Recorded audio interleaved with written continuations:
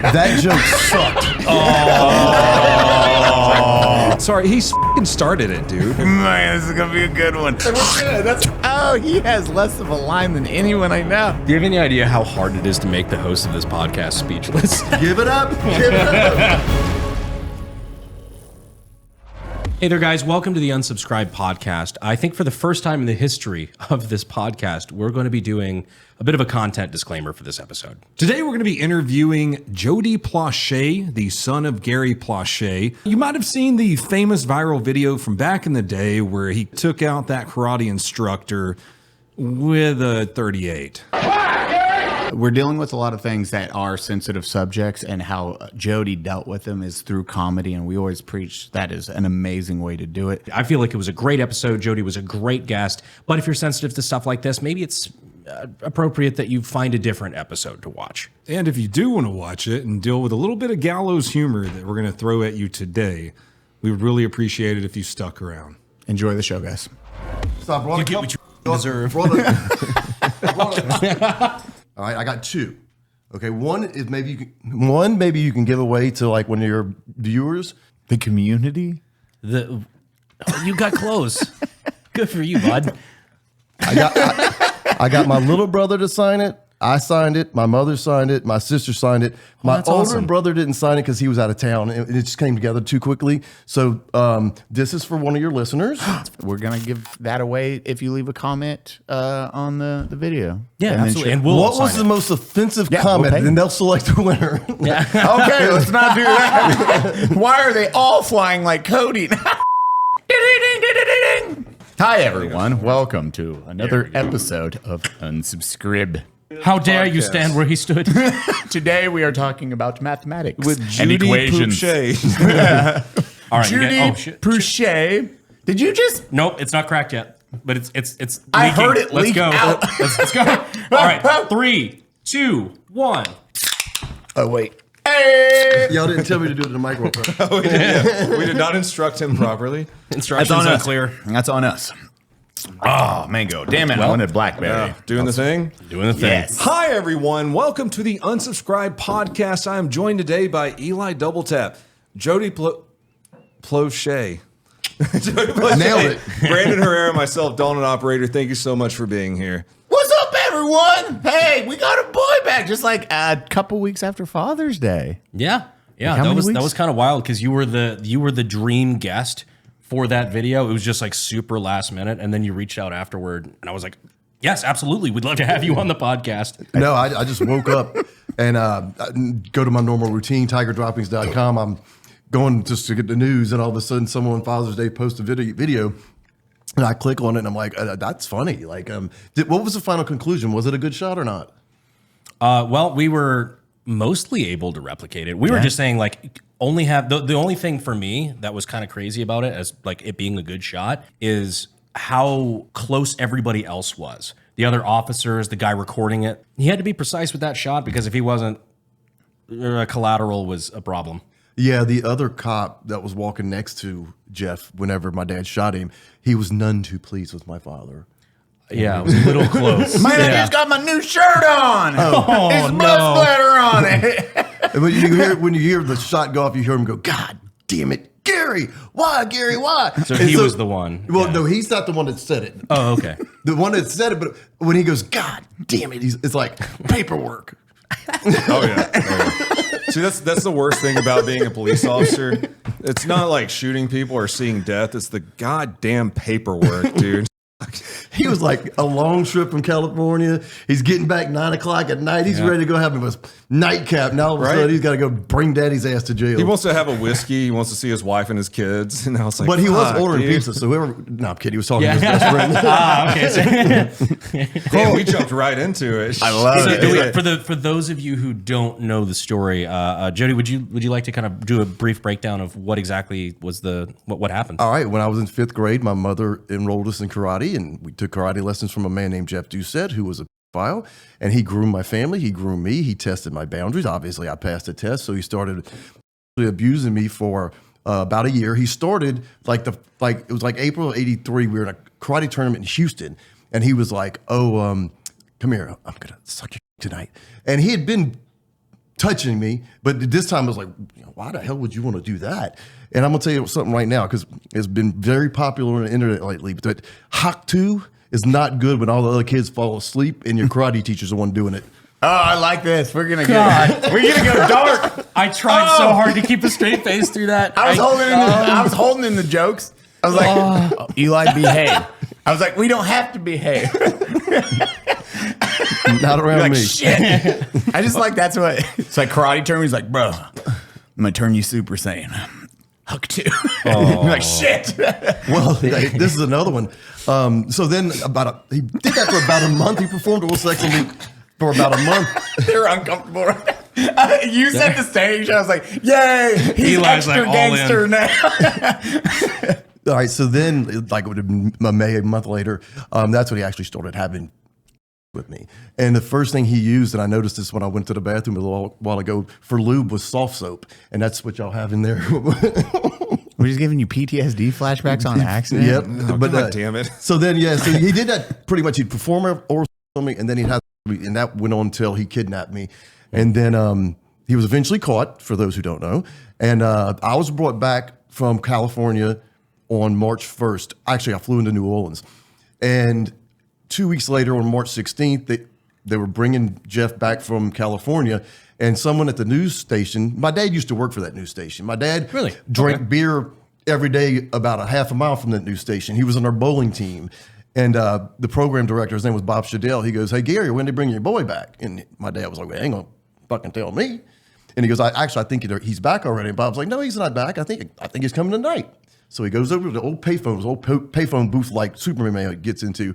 And he called up the news station and said, no, he's going to be coming in at 9:08, I think, tonight. And so my dad, with that knowledge, I think he had taken the gun the night before because he came over to watch the LSU basketball game. LSU was playing Dayton in the NCAA tournament. Plus, he also came over to watch the Hill Street Blues. When me and Jeff were in California, we watched him film this one segment of Hill Street Blues, and it aired the night before the shooting. And so this is while you were kidnapped in California. Well, yeah, when I was kidnapped, we were watching, me and Jeff watched them film this segment for Hill Street Blues. And so that would have been between February 19th and February 29th. So it would probably been like the 21st, and it didn't air till the 15th. And so we watched that Hill Street Blues that night, the night before the shooting. And then so when they brought him back, my father, with the knowledge that Jeff was going to be at the airport at this particular time, he had the gun in his boot. He called his best friend from the payphone, and they made a video that y'all were celebrating 40 years later on Father's Day. He shot him, killed him, and then he didn't go to jail. He got 5 years probation and 300 hours of more community service. I love how you put more community service. Oh, this is going to be, I already like this. Everyone's like, we don't even have to do like a 10-second splash one because this first 2 minutes have went harder than anyone. Everyone's like, holy shit, do I laugh? Okay, Cody looks awkward right now. Eli's laughing, but we can't trust his emotions. Exactly. Eli's a sociopath, so we can't really, Check Jody. It took my friend about 10 years to get used to my kind of twisted humor. And so, welcome to the party. One day he was at Twin Peaks drinking, and all the girls, the bartenders, wanted him to do a blowjob shot. You know, we go down with no hands and you do the shot. And so they even got on a microphone. It was like, they were cheering him on, and he just couldn't do it. He couldn't have the coordination, I guess. It's probably not a bad thing. But so anyway, right after he did it, I called him because I just got off of work. I was going to see whether he was at Twin Peaks or Hooters, because either or. And when I called him, he goes, oh, look, speaking of blowjobs. And those girls were like, he is your friend. You cannot say, how dare you? And he was like, no, that motherfucker was saying himself. Because that was one thing when obviously I'm reading the book in preparation for having you on. I wanted to get a feel for, kind of where your sense of humor was. Because I was told by a couple of people going into this that you had a very, basically an us sense of humor about a lot of dark topics and things. But the more jokes I read, just, if you read between the lines of your book, it's pretty clear that you're not afraid to poke fun at certain things that are kind of dark. And we also did ask Jody before we started the podcast, is there anything you don't want to talk about? And he was like, no, fuck it. We're talking about everything. Which is gangster. It's as it should be. And we're truly thankful for you stepping up. Dude, it's such a rarity to have somebody that's like, you either have a victim mindset or you have somebody that's like, fuck that. I'm going to crush it. I'm going to help others. And then I'm going to make the light. I'm going to try to turn this dark time in my life into a positive or a light place, and then find the best way to do it. Should I tell the Jim Norton story? I actually had that in my notes to ask about. No, go for it. If you want to talk about that. I guess it was around 2011 when the whole Jerry Sandusky situation was going on. A caller called into the Opie and Anthony show and was like, hey, there's this video of this guy. And they were like, oh, no, yeah, it's a classic.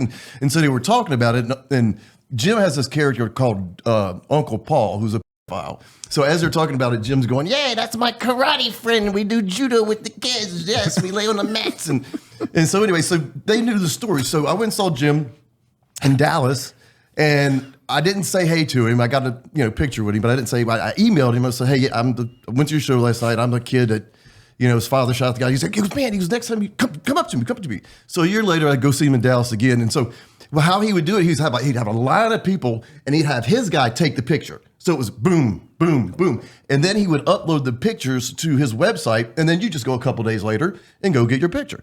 And so we're waiting in line, and it gets to me.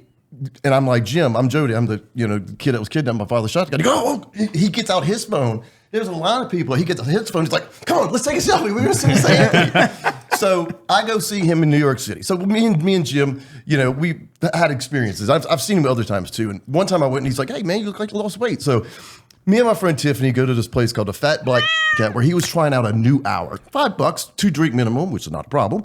And so me and Tiffany go, and we're sitting second row, right front stage. I'd said Jim, hey, before the show. So he does his hour set, and he's trying to do crowd work. And he looks at this guy, and he's like, hey, what's your favorite genre of porn? And he was sitting like his girlfriend or his wife, and so he didn't seem like he wanted to answer. So Jim just kind of looked out at the crowd and was like, anyway, what's your favorite genre of porn? And Tiffany, she'd had a few. She's like, anal! And Jim looks at her and goes, ma'am, do you know who you're sitting next to? He's like, that's my friend Jody when Jody was younger. Do you mind? I'm like, no, I don't mind. Go ahead. And so he told the story, and standing up there, and my friend Tiffany's like, Jody, I'm so sorry. I said, what are you sorry about? My favorite comedian just introduced me to the crowd in New York City. Yeah, thank you. I think one of the best ways to get past trauma is gallows humor. Like we talk about it all the time. People try to shit on me for like all the gallows humor that I do on my channel, and I think it's really important to get past like actual trauma. Yeah, you can be a victim or not crazy fucking concept. Be a victim or be funny. Yeah. We make fun of Eli all the time for being shot and getting a Purple Heart. Yeah, I was terrible at my job. I sucked, and I should have done better. PTSD. Zigged when you should have zagged. Yeah. Brandon makes fun of veterans. Oh, fuck off. Who doesn't? Yeah, everyone just double salute Brandon. You know who doesn't? The damn VA. Yeah. Oh, I know. We got. That was the funny part. Is like when we were making those jokes, we were talking about like we were basically making fun of how fucking bad the VA was. So people will overlook the actual problem to make fun of you for calling attention to it in the wrong way. Our veteran neighbor. He's dealing with the VA right now. He's like, they're not trying to pay, but we're going to put him in contact with the because I was like, oh yeah, Medical might actually be a good one for him. Because he's a Vietnam veteran. Yeah, he has the Agent Orange shit. Like, the not fun, all the bad stuff. That's when the military's like, I don't know what it does, just test it on him, and then like, oh, don't pay him. Let's call it cancer, and we're fine. Man, with y'all are bringing us down. Sorry, tell us your. Let's get back to the child kidnapping and murder story. Anyway, about Disneyland. Let's back to karate lessons. He did. I mean, he did take me to Disneyland when I was kidnapped. So I mean, there was that. Really? Yeah, which was interesting when you kind of open up talking about how like that was the I would say the least bad part of the experience was all that. Well, not because Disneyland's so cool, but because I knew we were going to tell me go down to the bathroom real quick. I'll be in there in a minute. But no, he was kind of stressed out. So there was like 1 or 2 nights where he kind of did what he usually did. But for the most part, that 10 days I was gone, it really wasn't that bad. Yeah, it was actually good. So his mind was just everywhere else. Yeah, he had other things to think about, like getting money. Yeah, it was like the stress, because I think Brandon talked, you brought it up the other day, and you're like, yeah, during that time period, he was explaining your story, you can do a better job, but it is the stress he was feeling, which then if any dude out there or guy or girl, it's like when you're stressed and you're like, work doesn't fucking happen. And then that's what happened. And that moment is what you thought was kind of dealing with it. Yeah, his mind was just on other things than the little boys. Oh, these are the fucking verbal flashbangs I was talking about. God damn. Have I told you about my sister? So my sister is a child crimes investigator in Georgia, and she's won many awards for arresting like the most files in the past 10 years. So yeah, she's awesome. So she goes after that shit too. It's cool as fuck. That is awesome. Gangster. I'm sure that like just has to be a job that weighs on you after a while. Absolutely, yeah. Just the amount that you're exposed to. Like, yes, you're doing a good thing and you're helping out, but like you're just exposed to so much shit. Yeah. When I was working at the crisis counselor as a crisis counselor in Pennsylvania, I felt the opposite. I felt like, I'm glad I'm here for them.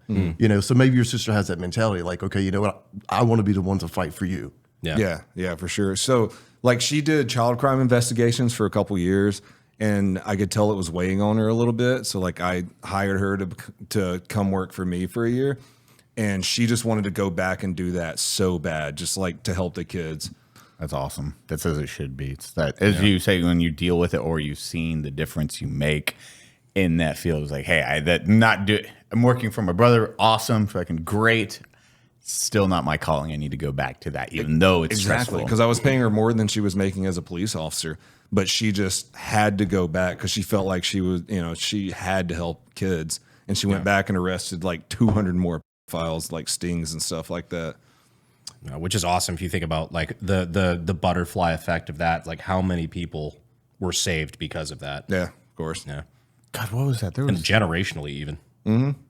There was with you, and then once you got into that line of work yourself, did you feel it's like, hey, with your dark sense of humor, did you feel that helped, and did like the individuals connect with you more when you would bring that stuff, or would you test the water slowly? Probably test the water a little bit. No. So here's the beauty of where I worked in Pennsylvania.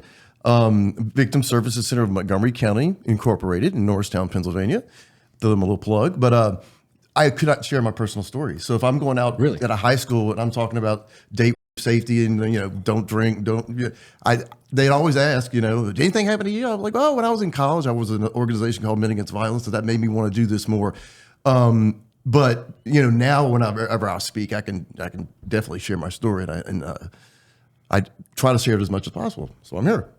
So why weren't you allowed to tell when you were doing? Because a lot of victims go into that line of work, whether their child was victimized and they're a parent of someone who was victimized or they were victimized, and it wasn't about me. It was about what these kids can do to keep themselves safe. And so we didn't want to distract them with like, did it happen to you? Yeah. No, so it doesn't become like a circle of trauma dumping on somebody you're trying to help. Right. Yeah. And I really appreciated that. And it was 2002. I had to go to my boss. It was when the whole Catholic Church scandal broke. A friend of mine, Art Harris, worked at CNN, and he was like, I'd like to do a follow-up story. You're a child abuse victim. You're working, helping others. You're doing education programming. And so I had to go to my boss and say, look, they want to do this news story. And she had to run it by the board. And the board was like, absolutely, you can do it. And he flew up from Atlanta. This was in the book too. So they fly up to Atlanta and they do the interviews, and we do a walk through Valley Forge Park. And they wanted me to do a program for kids. They wanted me to show me doing the safety rules to the kids, the no, go, and tell. And so I'm in the second grade class at Brook Elementary in Royersford, Pennsylvania. And I got the correspondent, the producer, the guidance counselor, the principal, the teacher, the sound guys, and all in this one little second grade classroom. So I get to the most important part. I get to the part to where we go over good reasons why a grown-up would need to touch a child's private parts, like, going to the doctor or, changing a baby's diaper. So we get to the part where, there's no good reason for an adult to touch a child's private parts. And this is what we call secret touching. And this little boy raised his hand. Normally I wouldn't have called on him, but I felt the pressure because all these people were in there, and I was like, all right, what? He goes, sometimes you can secret touch yourself. I said, kid, I'm 35 and single. Trust me, I know. God, I forgot the kids like talking about it. You're like, oh God. No, actually, You're just kind of like, That's not what we're talking about. how do you reply to that even though, because you're talking to a fucking second grader, you're like, I say, well, if you're touching yourself, then it's not a secret. God knows. And then you walk away. Yeah. Your grandmother's watching. Your God grandmother's knows. looking down on you. Yeah. You're going to be blind. This is why grandma's not going to heaven. Kid, I think, goes home with PTSD of his own. Jesus Christ. Damn, this episode's going hard. I know. already. I'm like, man, this is going to be a good one. Because it fucking is a hell. brand new, like, Unsub's done a whole bunch of different things. This is a new line. And we'll have a warning or a different type of message at the beginning of this one, just in case. Just to give some people, like, a hey, even though it is. I like that this will be the first one we might put it like hey, just in case. You know it's going to be fucking kind of out there if Unsub puts up a disclaimer. Because we're also like, veteran sewer slide. Like making all those jokes. This will be the first time they get hit with a hey. Just in case. Yeah, So because a trigger warning. Yeah. Double entendre. Yeah. Hey. Oh, God. Give it up. Give it up. See, that's me watching Kill Tony. Fucking hell. Eli, have you heard about RAYCON's everyday E25 earbuds? Eli! You must have had the noise cancellation on. I did. I couldn't hear anything. Just like I wish I couldn't feel anything.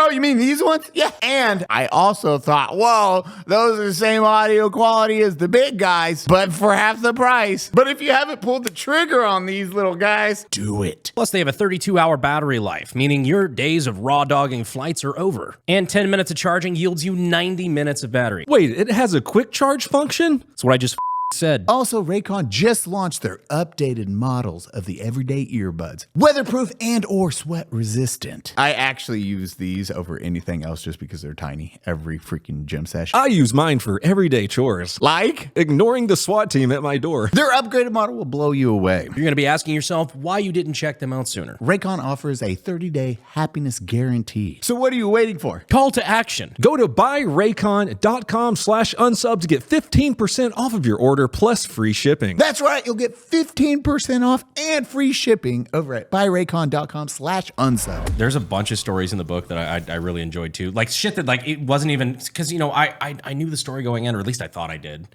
You go into that in great detail, but there's some other stuff that's just kind of on the sidelines that was just out of left field, but funny as shit. Like your sister with Stormy Daniels. Yep, my sister did beat up Stormy Daniels. Now, my sister will say not as good as she wanted to, but What was the story there? all right, so Because it's kind of breezed over a little in the book. I'm like, there's got to be a fucking all story right, so here. literally, if you go to the karate school or the building where the karate school where Jeff sort of me, it's next door to this building that used to be a bar. And if you walk out of the karate school and cross the street, there's a gym called Callaway's. Okay, so all this shit took all place in this one little area. So my sister and her friend went to the Callaway's, and by the way, my niece is Callaway's brother's daughter. So I mean, it's just so my Small sister, town. my try that in a small town. But so my sister's in showing her friend the gym, and Stormy was like on a treadmill. And so my sister and them were like, and my sister claims they were going, oh, look how pretty Stormy looks. She probably was Stephanie back then. And whatever, Stormy's like, what are y'all saying about me? And then Stormy threw a smoothie in my sister's face. And my sister, she's got 3 older brothers. So she grabbed her and she started hitting on her. Well, they broke it up real quick. But the Donnie Callaway, the owner, he kept it forever. And he's like the biggest Donald Trump fan. And then he threw it away, like, because he figured she would sue, but so they wanted to show that she started it. And then after 10 years, he threw it away. And then all of a sudden, Trump runs for president. Then all of a sudden, the news is that he banged a porn star, and she's not a star. She's not a star. Maybe she was back in the day, back when we had her thing, but nope, not anymore. She did porn, not a star, And her comedy sucks. and apparently not a good fighter. Her comedy's not like her porn. She's really good at sucking at porn. Or was she? No, what a wild line to say, though. Fucking Jody Plauche's sister beat the fuck out of Stormy Daniels. Not the fuck. That's It's just. it's just something like, Enough it to be bitter sounds about. made up, but it's true. Yeah, I mean, this is one of those ones where, like, right now, I'm Gary like, Plauche's daughter fights a porn star. also solid title. That's Yes. like the perfect. It's like, what are we gonna call it? I have a. What's this book, by the way? Can I do my Can we first, show everyone? surprise? Yeah, Why absolutely. Gary? Why? You can get it on Amazon. Yeah, I legitimately couldn't put it down. I read through all of it last night because it was, not the best reading material before bed, I will admit. But it was riveting. I enjoyed it. All right, so I want to show y'all this because it's based this cover. I'm not a good artist, but this came to me. I thought it was a good idea, and so the cover is based off of. Oh God, what do you have, Jody? What do we have here? What do we have? We have Oh my God. the shirt my dad had on that night. Wait, that's an actual shirt? That is shirt. the actual shirt. Holy shit. I didn't even realize that with the cover. Yeah. Hey, Oh, shit. That's fucking rad. Dude, That's you rad. get mad props for that one. I was hoping you weren't pulling out a karate gi. No, I'm like, I don't have to And worry we about have him getting the offended. snub nose revolver. can we just do like that? Yeah, of course. Let, Yeah. let the shirt hang out with us. No. That's fucking Oh, what's crazy. it say on there? He signed it. That's What size did he wear? He's small. medium. Oh. Medium. God, that's so. Oh, what? It's a little faded because it's 40 years old. Yeah. I mean, But yeah, it's that's what really the book. good That's what the shape. cover was. I didn't even catch that. Dude, that's fucking crazy. I love that. That is a. Oh yeah. There we go. Beautiful. Close up. That's Good. the first one. Oh God. Oh, so there's multiple. I got a couple surprises. Oh dear. I like it. So what was it I like? think one you're really gonna like. Good surprises. This is a good surprise. Okay, good. If you give us the gun, No, we don't know where the gun's at. But you know what? If I was gonna give it to anybody, it would be y'all. I appreciate it. No, We're gonna that's do that one that you video have. again. You know, somebody in the fucking the lockup there in Baton I Rouge think- had to have snagged Rumor was the judge had it, but Really? it's not. He died, so I don't know. It's not been confirmed. it. I'm gonna go. But if hit you up were the judge's judge, if you son. were the judge, you'd be like, "What? That'd be on my man." If I was the judge, it'd be on my mantle. Oh, absolutely. Dude. And then when I'd put, someone come to the house, like, come see this. I'd Do put you that kn- bitch in a shadow box. Like, it'd right? be No. awesome. Show it off whenever people come over. He's like, do you know what that is? Right here. it plays one of those videos that automatically plays when you go up. There's a button, you hit it, it plays that. Like, that's what it is. Piece of history, American history, right there. 38. You had a long barrel. His was a Yeah. snub nose. So I makes it didn't know because crazy. I looked through the footage is so blurry of what we have now, and then I kept reading over and over in your book. You emphasize snub nose, and I felt like a retard, which we can say. Yeah, Yeah, we can say that now. But I we all make eye contact. Why'd you make eye contact with me, not the camera? Which we why can do say. you think? Hi guys. Another Hugh. another reason we use the longer barrel is when we were trying to recreate the shot, we didn't want to shoot ourselves in the arm. Safety. A little bit of safety there, a little bit of extra standoff distance between yourself and the muzzle. Yeah. And we only did like 5 shots before, right? Yeah, exactly. Yeah. We just got shit wrecked through. We're like, okay. It might have been 10. Snub nose makes that way more insane. For the people out there, if you don't know, the snub nose aren't the most accurate of weapons. No. You're going to, you can't even go MOA. It's like an inch or two of barrel. Yeah. Yeah, like 2 inches. And then you're struggling at, fuck. That hat might be a I remember one time I used to carry a snub nose 38. I was a Taurus because I was an idiot. and young and poor like all Exactly. of us. I was broke as shit. It was like $300. So I carried it, and I remember at one point, like between here and the camera, there was a bowling pin. I fired at it 5 times, missed every time. I'm like, you know what? I'm not going to carry that anymore. It turns I'm you gonna into sell a that. Well, it's a wasn't the stormtrooper. popularity from like gangsters could like carry them in their waist pocket or in their boot, and they can movies get, and they can get shit. close up and just do close up hits. Yeah, for a Saturday night special, when you're at this distance, it really doesn't matter as well. Well, I was telling you about the police officer that was standing next to Jeff, and the first time I ever met him. All right, so there was 2 police officers. Mike Burnett, he's the one that yelled, "Why, Gary, why?" Y'all were making fun of the in the other video. He knew my dad. They went to junior high. They went to high school together. And actually, my mother knew him separate from my dad. So my mother knew Mike separately before she even met my dad. She kind of dated Mike for like 9 months or a year.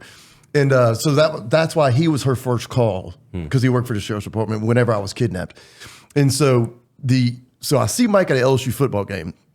And Mike goes, "Hey, look, there's Bud right there." He goes, go thank him for having your child killed. I said, all right. So I walked over to him. I said, Bud, I said, I'm Jody Plauche. I just want to thank you for setting Jeff up to be killed. And he goes, man, fuck that. He goes, let me say you something right now. One, if I'm going to set a motherfucker to be killed, he goes, it ain't going to be in front of a fucking TV camera. And I ain't going to be standing next to a motherfucker shooting like this. That was one of the scariest parts of the shooting too, man. It's like the camera angle. You know, we're big video guys. The camera was right there, where if the bullet went through fucking Jeff's head, it would have just hit the camera guy. Which is why it's coincidentally nice that he was shooting from such a low position, because it was shooting up and out versus if you raise and present like that, where it would go through. But then also bullets like to do bullet things where it's like they get weird. You hit something They big. hit jugs of water and they go that way. We've had fucking Iraq. One of the dudes it like hit here and he died because it exited a femoral artery. Was he standing straight bounce up? off his collarbone? Collarbone just fucking went straight down, went out of femoral, died Bullets from that do blood weird. out. They're terrifying. That's why it's like, and that where it's just like, hey, I'm having a couple drinks. I'm defending. I'm doing something that needs to be done because dude's a piece of shit, but all the stars align and homeboy just nails it. I'm glad you said that because he had a few drinks, but everyone's like, oh, he was fucked up when he did it. He was not. He was not stumbling, blacked out, drunk. He had a few drinks. Yeah, And he was calming his nerves to get the shot ready. He was a professional drinker and was not affected. Yeah. It just Legitimately, if I'm not mistaken. No, yeah, he was. That was his job. He was a salesman. So he would meet people for lunch at 11 o'clock. He'd have a few drinks, go back to the office, meet someone for lunch, have a few drinks, go out to the ball field, have an ice chest of beer. And because back then they didn't care about drinking and driving. They didn't care about daddy cut out a little Coke can and put a little beer in it and was just drinking beer at the park with the kids. No one cared. We used about to that. be a proper country. Chase, pull up the clip when it's people bitching about the 80s and we introduce or 70s when it's introducing the legal limit of 0.08. I put in a hard day's work, put in 11, 12 hours a day, and then get in your truck and at least drink 1 or 2 beers. They're making it laws where you can't drink when you want to. Pretty soon we're going to be communist country. That's some of the best interviews. They're like, I thought this was America. How am I supposed to get home and not drink? This is against the Constitution. There people trying to get shipwrecked. You're damn right. Let me just say this: 0.08 is too low, and I'm not an advocate for drinking and driving. I'm gonna tell you what happened. So one night, I lived in a small town of Royersford, Pennsylvania, and it was like 2 o'clock in the morning. And in Pennsylvania, I couldn't figure out how to buy beer when I first moved up there. But you can go to the bar at 2 o'clock. Last call, I'll take 2 12-pack or 2 6-packs to go. Yeah. And so I knew my headlight was out, so I quit drinking at midnight. But I only started drinking. I had like 5 beers, and I quit drinking at midnight. So I had gone 2 hours without drinking, and I get pulled over, and I blew a 0.07. And this is back when it's still 0.1, I think. Yeah. And so I was like, I could have easily gone home and jerked off. Like, to me, that's your standard. I don't like how they would have tested that standard. How drunk are you? Yeah, I'm good. Still working. I actually want to have sex right now. It's actually What are you doing, officer? I have that line too, where it's like if I get super drunk, like I'm like, Sam, go away. No, you're just no, go away, evil vagina lady. My dick is not working right now. Did you ever see the video where they hand the old guy a breathalyzer and he chugs it? Yeah. I saw there's also the one where the guy like tries to smoke it. Oh yeah, They handed that new one where the dude got pulled over and he's in the vehicle and they're like, "What'd you eat?" He was like, "It was Oxycontin or something, like Adderall." He's like, "Adderall." He's like, "What? You ate Adderall?" He's like, "I never said that." He's like, "You just ate something." He's like, "No, I didn't." It's like, "What was the blue stuff you put in your mouth?" Adderall. So you ate Adderall. I never said that. The cop's like, "Holy shit, dog, you are really trashed right You're now." going to prison or you're going to jail for infuriating an officer. Cody used to do the fun police work. Oh, policing is fun. It's the best of times. So I just looked up.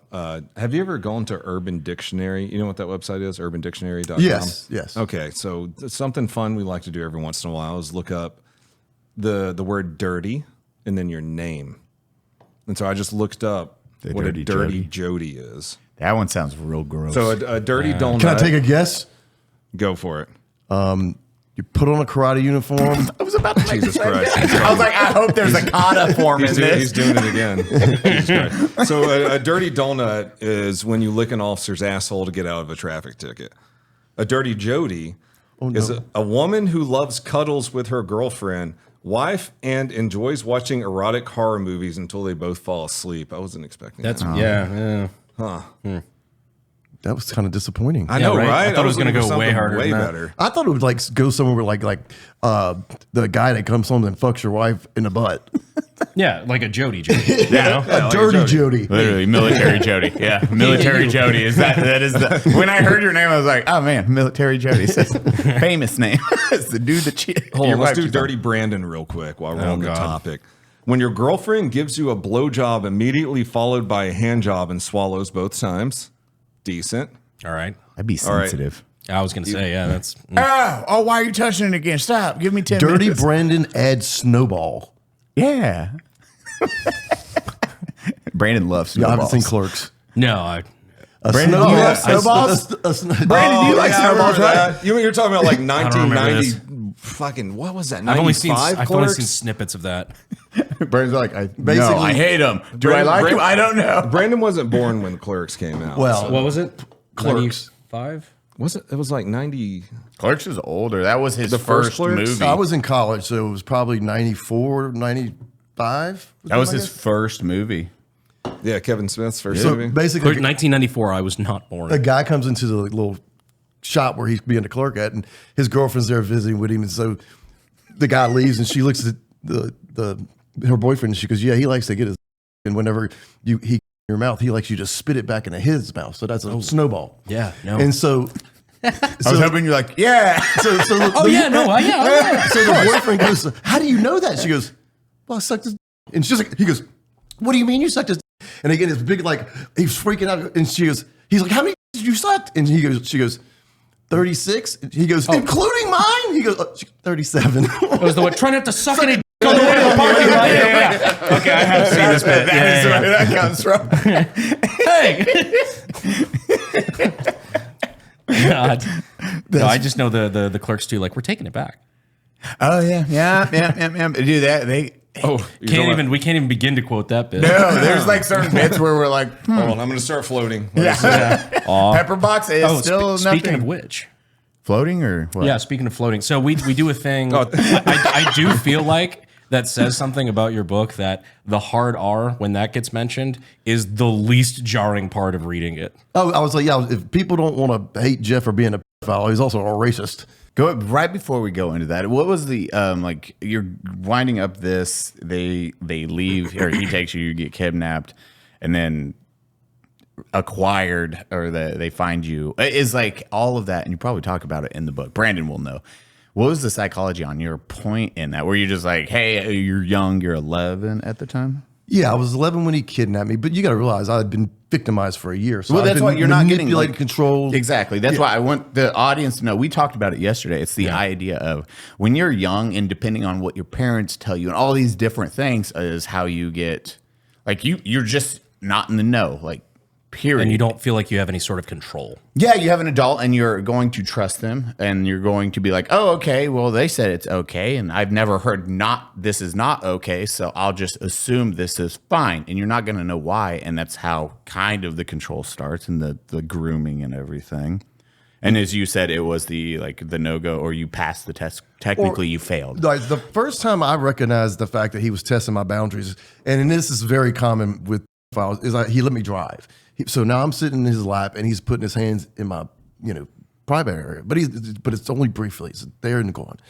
And but I look back thinking about it, and it started probably, oh, we need to stretch here. Let's do a split. We got to make sure your thighs are in. So now he's introducing that being close to my private area, and so I mean, unfortunately, files are good at what they do. That's why that's 110 kids before they finally get caught or something like that.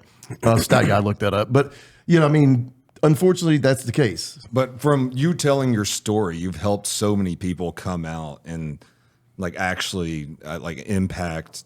You've had a huge impact on their lives for them being able to not repress that and actually get people caught. Well, that's what. All right, so this is what happened. So in April of 91, me and my dad got a call from the Geraldo Rivera talk show and asked us to go on the show.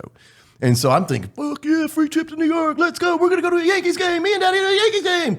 And so we ended up going to the World Trade Centers, the Yankees game. We saw Jackie Mason on Broadway, and we filmed the show. Now, this was funny.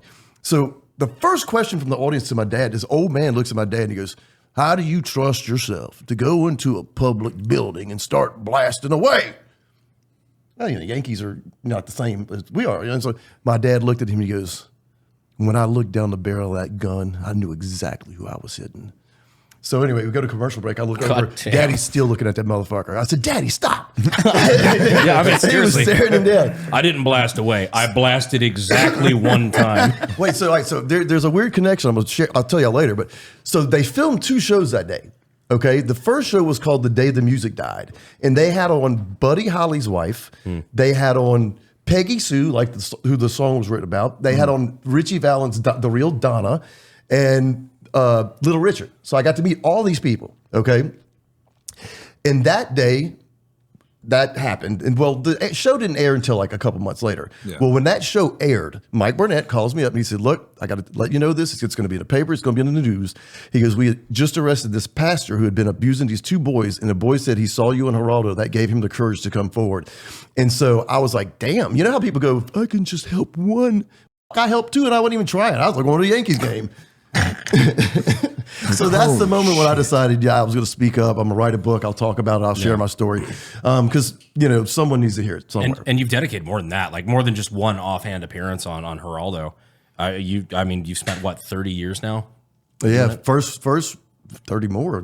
91 was my first appearance, and I was on Court TV earlier this week, and I'm here with you today. So, I mean, it's just, I like to share my story so survivors of abuse can know that with the proper support, you can be okay. What's your favorite charity for that helps out preventing abuse? Well, I mentioned RAIN because RAIN is like the national center. So if you're in Wichita, Kansas, you call that number and it'll click you to the closest local shelter. So that's a good one. Like I said, I mentioned Victim Services Center, and I'm on the board for the Louisiana Foundation Against Assault, and so they kind of oversee the assault centers in Louisiana, and split up money and make sure that they're doing their job and make sure they're taking care of everybody. So if one were to donate to a charity that helps out preventing that, what would it be? What would you go to? Nonprofits. I would say if someone wants to make a donation in my name, I would say 50% to Victim Services of Montgomery County and 50% to the Louisiana Foundation Against Assault. Well, that's too easy because we were just talking about it earlier because with these shirts we did pretty well selling these shirts, and I'd like to give a good bit of the proceeds over to a charity that you fall in line with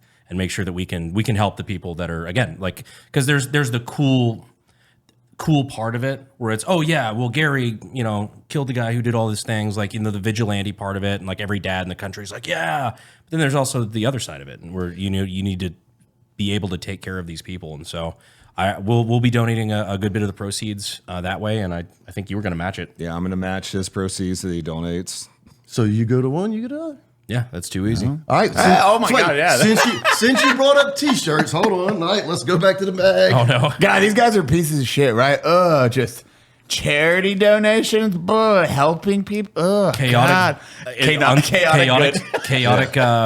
Force for Good. The Unsub podcast. I love it. By the way, our new charity is called the Wood Chipper Foundation. It's a great nonprofit. Brought to you by Feet First. Well, we were joking about that earlier. It's like step 1, feed to wood chipper. Step 2, enjoy. I fucking love, dude. I love this. The community. Yep. Damn it. Said it. Just everybody take here. a drink. I know.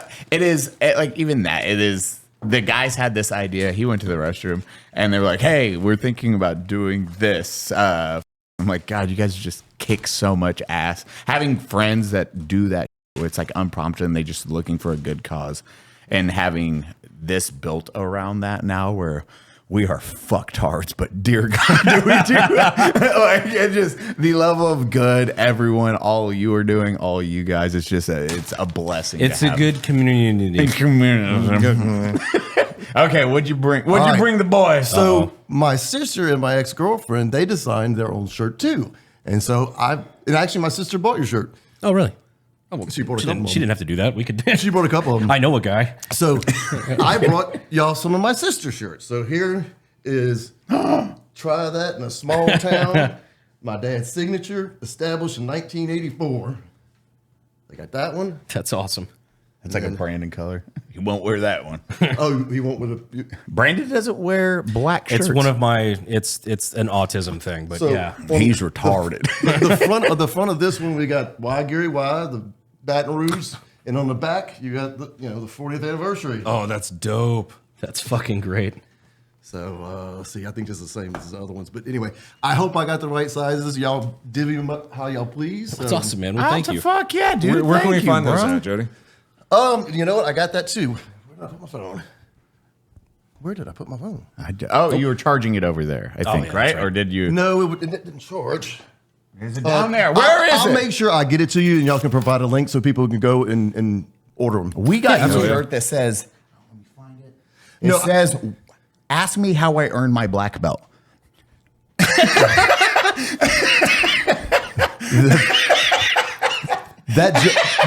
I got the audience be like, that joke sucked.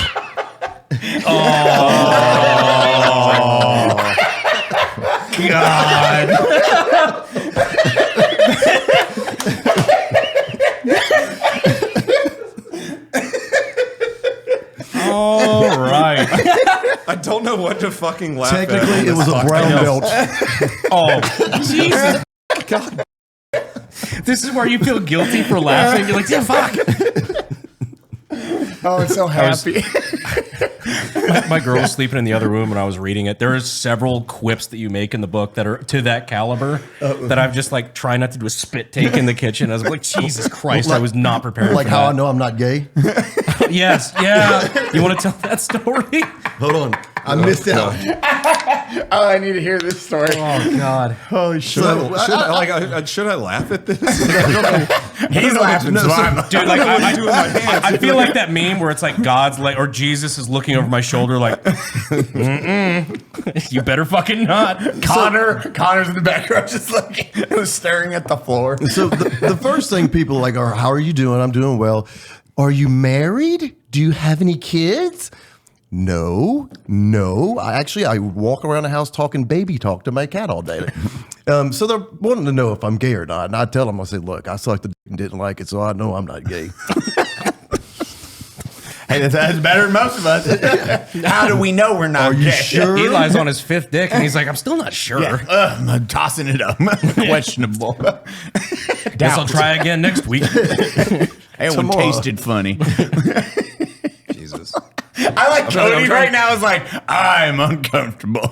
At least guys, Like, I couldn't tell if I was gagging on the size or the smell. at least guys manscaped now. Back then in 1983, it wasn't like that. Brought to you by Men's. Don't place an ad there. That is how we lose that sponsor forever, is use them right there. Who is it? Y'all actually have a manscaped? Oh, yeah, they're one of our sponsors. I didn't know that. That is either the best ad integration or the worst. I'd run it by ever. him. I'd run it by him. Be like, hey, look, Hey, we got a really good spot. complaining about Bush. I feel like my heart hurts. I just like Cody has PTSD right now.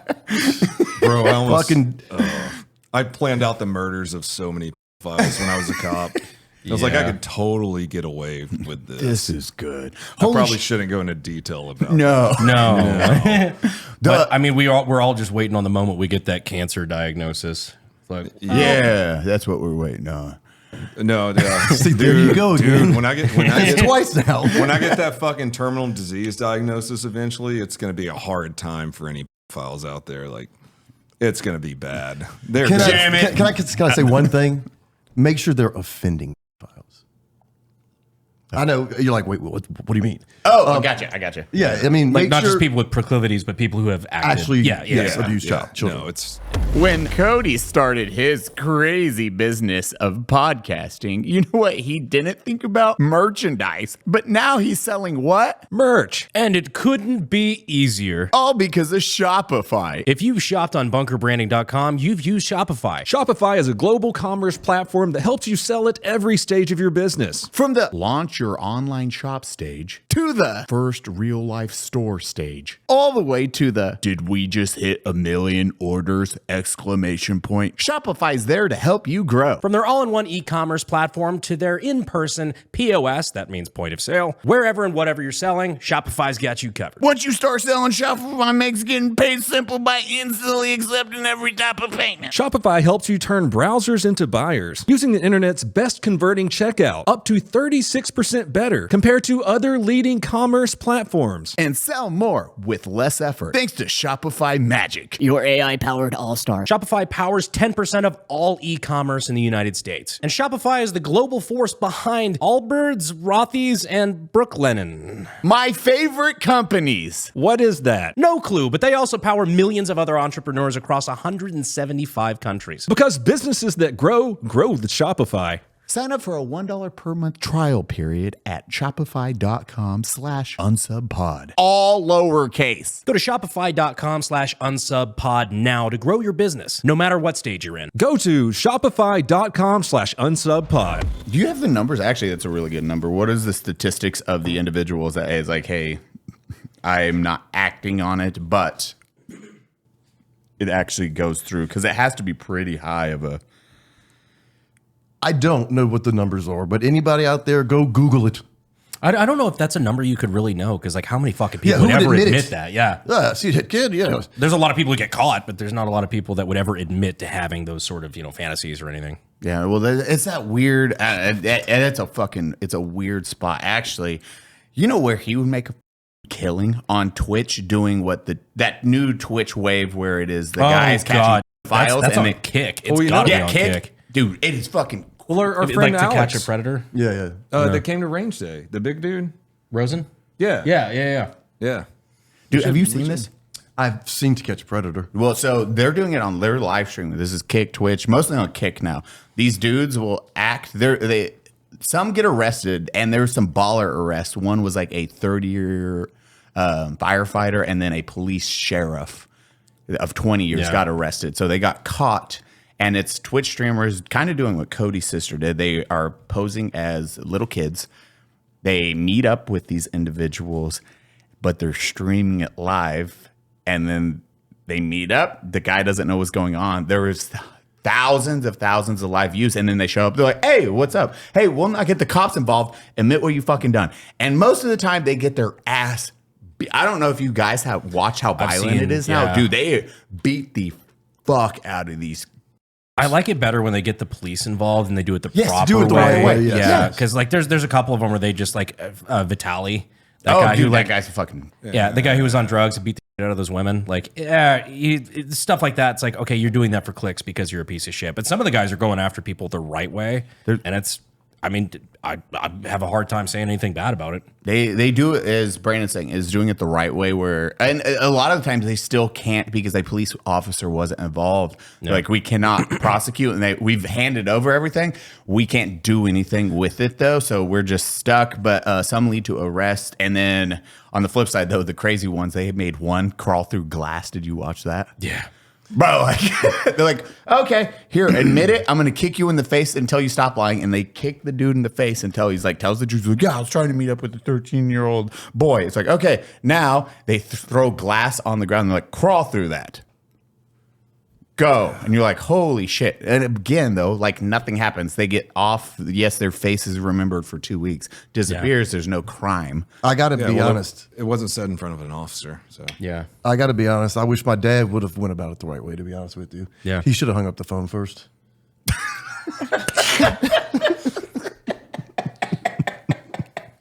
I love so good. Dude, so good. If we're talking I about fall for every fucking time.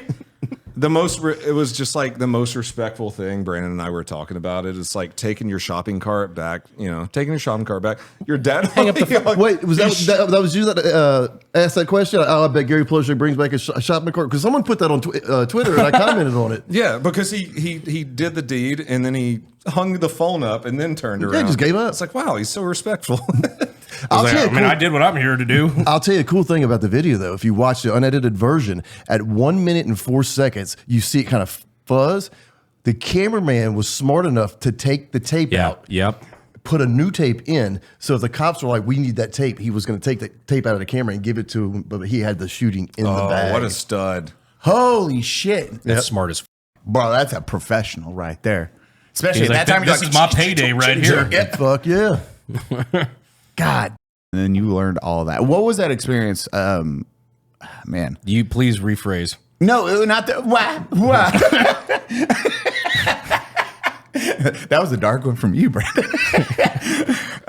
It was like watching your dad. Like, of course, you respect your father and leading into that. But after that act, at what age did it hit? You're like, holy shit, my dad is like a hero for his actions, and holy shit, like what he risked technically, but for what any dad would do. Well, I was upset at my father at first. You know, I didn't want him. Well, first off, before the shooting, no one knew I had been by a man. So once the shooting came out, then his lawyer's on TV saying he gave him this Advocate, this gay magazine to look at, which was a lie. Wait, hold on. Explain that one a little bit. All right, so there's a gay magazine called The Advocate. I don't know if it's still around or not because I lost my subscription a couple years ago. But so we would prank other kids. We'd take them to the bookstore and we'd like hand them the ad and they're flipping through it and they see nuts and balls and we'd like, ha, we'd play a joke on them.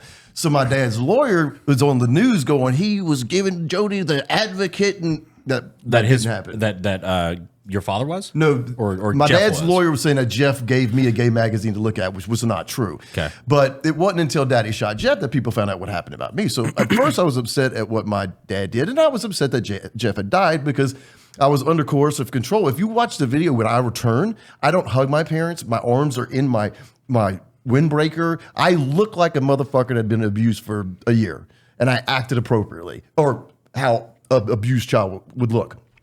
So it probably wasn't until that summer we were walking down to the pool and I just told my dad, I said, I just want you to know I understand why you did what you did and I'm not mad at you anymore.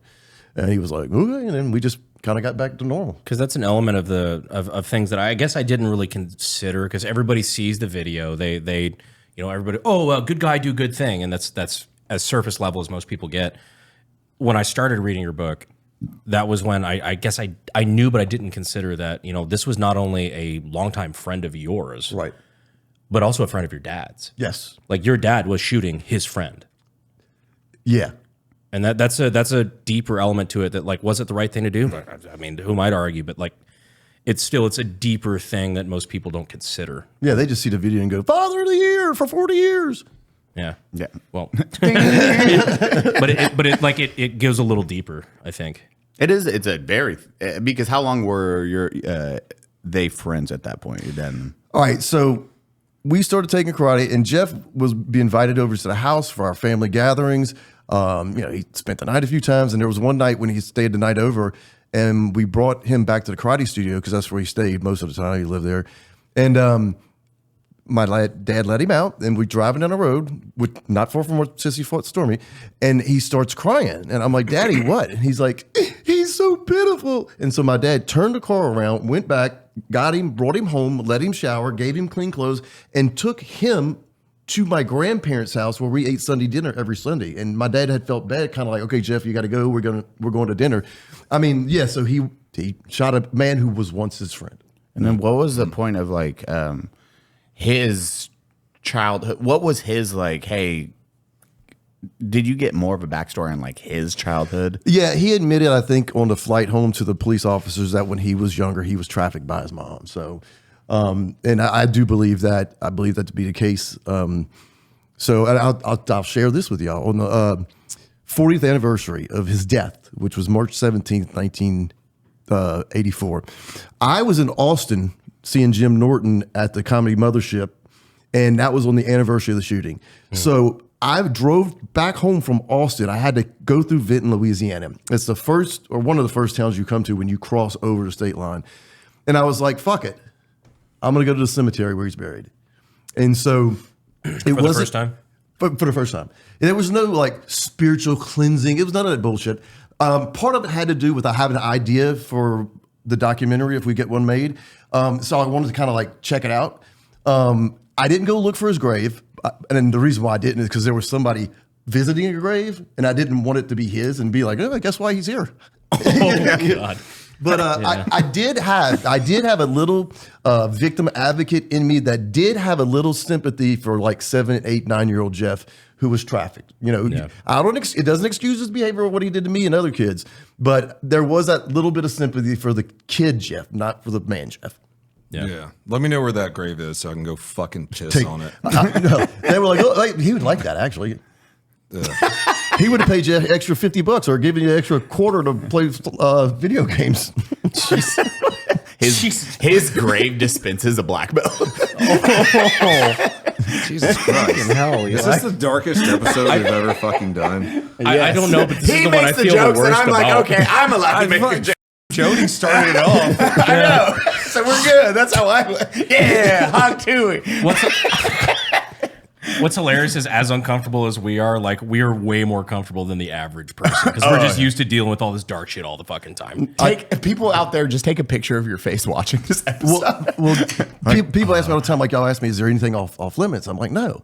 I'm like, trust me, I feel more comfortable answering these questions than you do asking them. Yeah. Actually, a really good point. Most people are like, okay, how do I even ask this question? That's why I love you are one of the best already where it's just how forward coming you are on all your information. And you start out the gate, which then puts everyone at ease and it makes it way easier to ask. We don't have to tiptoe around shit. Yeah. And Right. we discussed that leading up. We're like, well, we got to really figure out going into this one, like how we navigate it or what's the line. And then Brandon read your book. He's like, man, he goes pretty fucking hard, which is dope. And then you sat down and at lunch, and then now just starting the podcast, we're like, okay, we're fucking golden. Let's let the people know lunch was kind of awkward because we couldn't really talk because we wanted to save everything for the camera. So it was like So many questions we had. Like, Welcome back, everyone. We're back. Hi. We all went pee-pee. Hi, everyone. Again, see, people got pissed at him in the Demetrius Johnson episode for not saying it in the right moment. So you get it twice now. That's true. Unlike the live shows. Unlike the live shows. Oh, fuck you. Dude, that was still my favorite Cody moment. That is always going to be like a core memory now. Like I told you, like our audience is pretty fucking autistic. So if you don't do like everything in the right order, they freak the fuck out. So we did 4 live shows, and we're in front of like fucking 400 people at each show, and I don't do good in front of crowds, so I didn't do the hi everyone, like our intro. We tell them. I know, and I fucked up. After the first show, we had a conversation. After the second show, we're like, Cody, you got to do the hi everyone. They like that shit. The last one was the best. We sat down with Cody.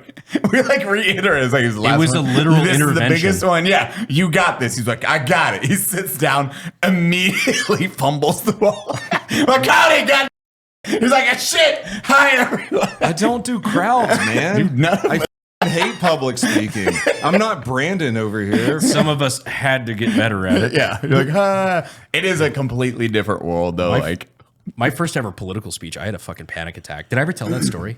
Tell it again. It's fucking great because you're like, it's a weird ass spot where you're like, okay, we're about to do again, talk to millions. There's a camera separating. It's super easy. Yep.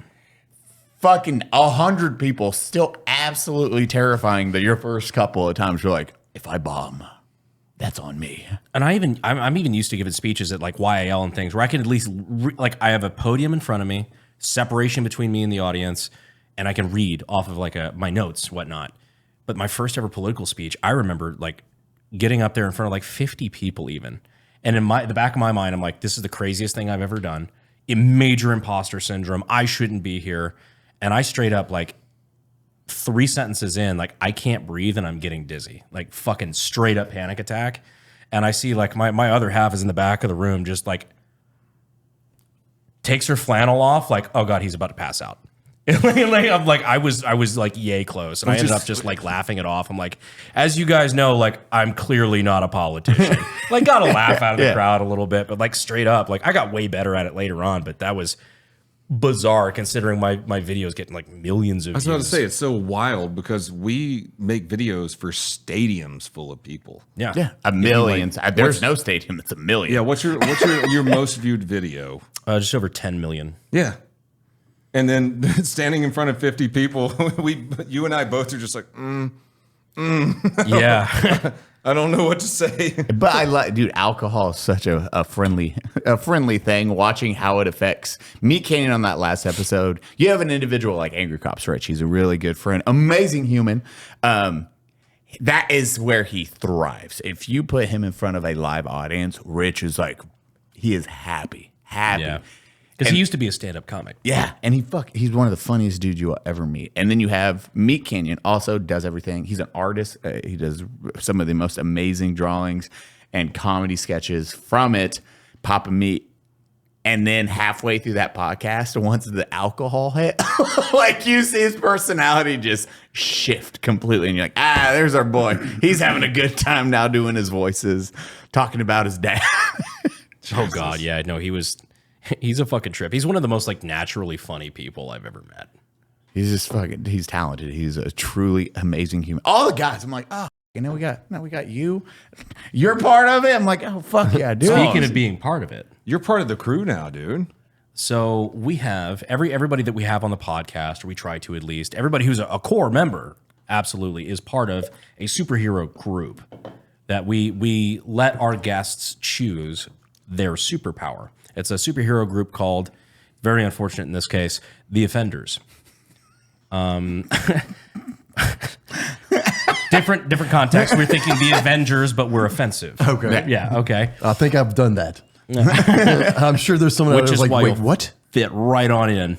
What superpower would you want? So like anything you want, super speed, super strength. Like we've Demetrius Johnson. So we just had Demetrius Johnson, a UFC fighter, like a pound for pound king.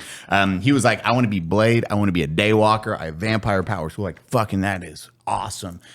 But we get to choose the offset. And then his offset was He instead of blood, he craves cum. so if he wants his power, that's I completely forgot about that.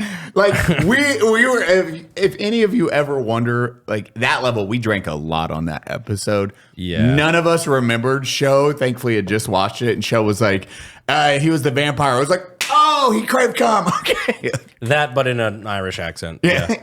He's a vampire, or however. Shooting stars, lucky clovers, vampires, and cum. Come out, you black and tans. Yeah, shit like Come out that. and fight me like a man. Yeah, okay. Fight me like a man, my belts, me belts. So mine was I chose how to fly. Like that was my superpower, fly. I was crossing my mind. But I have to shout racial slurs To in order maintain flight. To maintain flight. But he rapes. It's like that Dave Chappelle skit where he's like, he's got the superpower, but he rapes.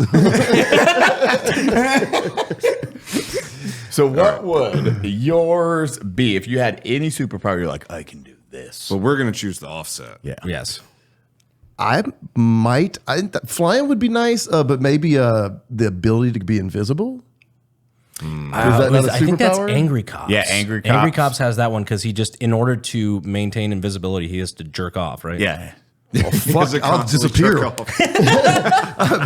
You're invisible, but Chase, edit him out now. no superpower. Good Lord. Well, that jerking off, that's my superpower. I once came first and third in a contest, jerk-off contest. No, I'm just kidding. I can change hands without missing strokes. It's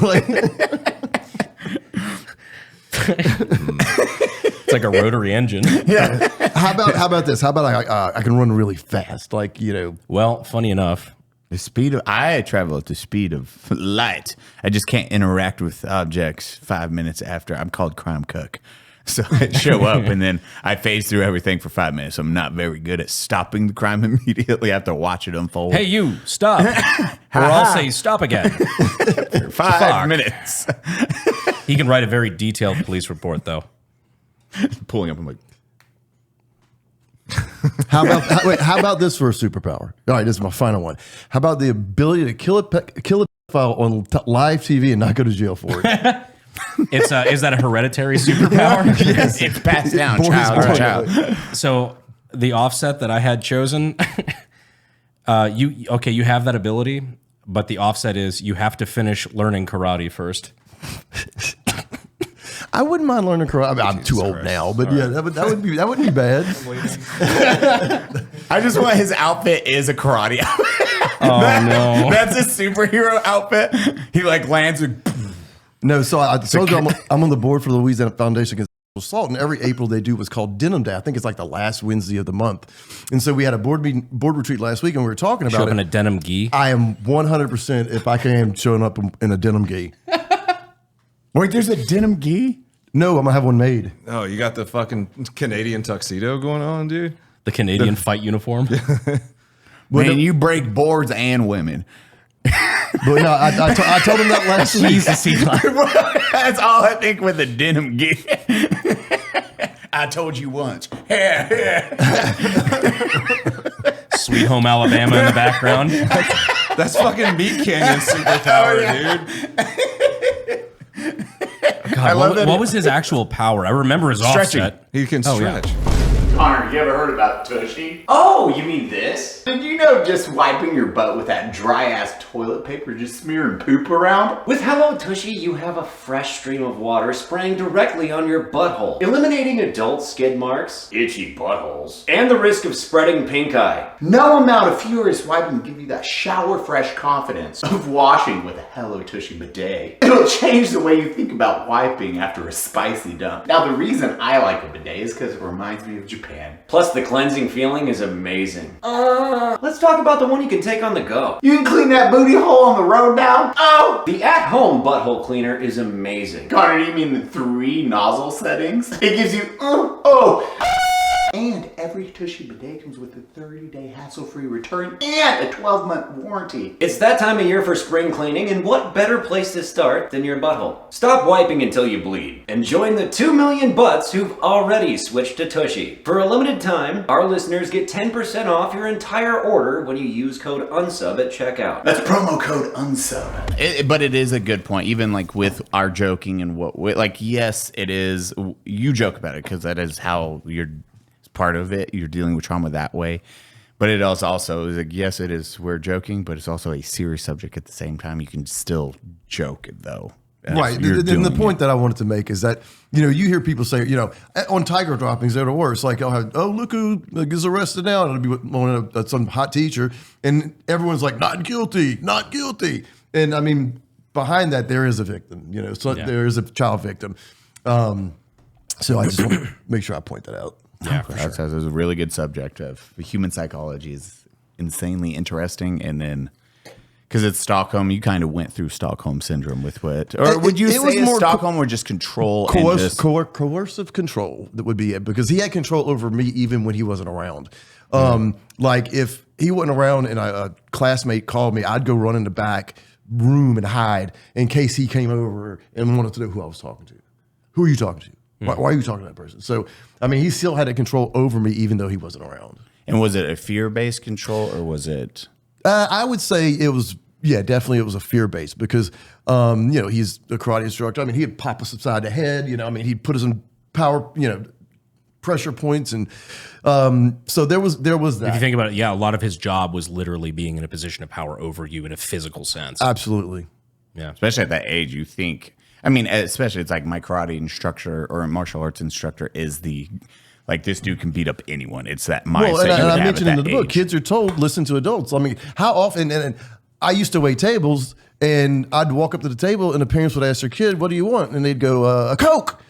And then the parent would go, well, you just bring him some milk. Oh, well, why the f did you ask him? Hey, get up so grandma can sit down. Fuck grandma. We'll get grandma another chair, but don't make the kid get up. So you're telling the kid that you're not as important as Uncle Paul or Aunt Grandma. So you got to be. And there's a lot of good information like that in the book as far as not saying if anyone ever touches you, tell me and I'll kill them. Well, guess what? They're not going to tell you. Yeah. Because people go, why didn't you tell? I said, I knew my dad would kill him. That's what happened. So there's a lot of good information in that. So definitely get it. If whether you're a victim or not, whether you're a parent or not, there's a lot of good information for pretty much anybody. Yeah, and I like the way that you weave it in through the narrative too. Like it's not just all, here's the story of what happened and here's how you deal with it in the future. It's like it's woven in, like you're weaving in data, statistics, and also like things that like are actual helpful tips for parents and things, while you're also telling a story that we're all engrossed in. Because, obviously everybody wants to know about it. Right. Well, go to Amazon.com. No, legitimately, like, if you plug your shit, because I actually, that's the first book I've sat down and demolished in one sitting in a long time. You can go to Amazon. I also have it on Audible. A friend of mine, Toby Tomplay, he had a studio. He's done audiobooks before, and he had just had a 1-year-old baby. And he took my book home, and he started reading it. And he, like, the next day, he's like, I want to be the voice of your book. And so we took the time to actually, so you can go to Audible, you can get the paperback from Amazon, or you can get a digital version, you can get a Kindle. So, there's many versions available. Yeah. What do you see of, like, you grew up in the 70s, 80s, and then what was the difference now with you see parenting and how you would apply your information to parenting now? Because it has, especially in the online space. Dude, it's switched so dramatically. I grew up, like, Cody's more my age, Brandon's about a decade younger, and then you're a decade older, or a little more. It is because at that time it's like how you talk to your kid, what you would talk about, completely different than like what I talk to my kiddo about. And same for like John's probably heard, same for Ryan, they've heard everything just because our humor and our style. We're still parents and we're trying to do the best job possible, but then you have parents that are afraid to touch certain subjects altogether, and then that's where the kid's like, I don't know what the self-imposed taboos. Yeah, and I think that's more detrimental to a child than fucking anything. What I would do, and I'll say this, all right, my mindset has changed in 25 years. Because when I went to Victim Services Center, we're out there teaching the kids the safety rules. If anyone ever touches you, you say no, you go, you tell an adult that you trust. Why the fuck are we putting the emphasis on a 9-year-old to stop the abuse? Don't let your kids around these people. Yeah. Or not these people, because you don't know who these people are. Anyone. Don't let your kids out your sight. And I'm not saying be paranoid, but another thing, I would not teach that as well. I would still also teach it, but I would use it as a teachable moment. Just read them a book about touching safety. Then you read them about the little engine that could. You just work it in. And there's it's in the book. There's a place called There's No Place Like Home. You can Google it. And it gives you like age appropriate knowledge that you can talk to your kids at what particular, like at 5 years old, they should know how to say penis and vagina. At 6 years old, according to Jeff, how to suck one. But Christ. I love the entire audience goes like this. He made the joke. Just when I'm at ease. And it's right around the corner. He's like, bam. That's what it was like reading that book at like fucking 2 o'clock in the morning. You got a strawberry over there? I'll trade you. I'll trade. Oh, bam. You get a blackberry. Then. I get to go too. I got a strawberry. Well, you got one now. We're switching. We'll take it. If you want black, if you want strawberry, you tell me. I was told go strawberry. Straw or black? Just when you're focused, you're listening, and all of a sudden, gotcha. Yeah. Right hook. All right, serious question, real quick. How good was the wiener? No. Are there any warning signs? Sorry, he's fucking started it, dude. You know what? I'm laughing at everything. Are there any warning signs that you could give a young child to like look out for that? Well, all right. So the one thing I'm going to tell you is I'm going to give the parent the one warning sign that I think is the most important warning sign. If someone wants to spend more time with your kid than you do, that's a warning sign. Another thing is to look at your children's behavior. Okay, if they have knowledge that they shouldn't have. For example, we got a call on a hotline. This girl, I want to say she was in 2nd grade. I don't know. Do you remember the turtle girl? The turtle girl. She drew a turtle with an erect penis. Okay, a 2nd grade little girl should not know. You're like, why is she doing that? So the teacher's like, especially what's this? And she goes, it's a. Yeah, she should not have that in her, you know what I'm saying? That vernacular. Turns out her older brother, I think he was like 13, he had been abused, and then he started having with his sister.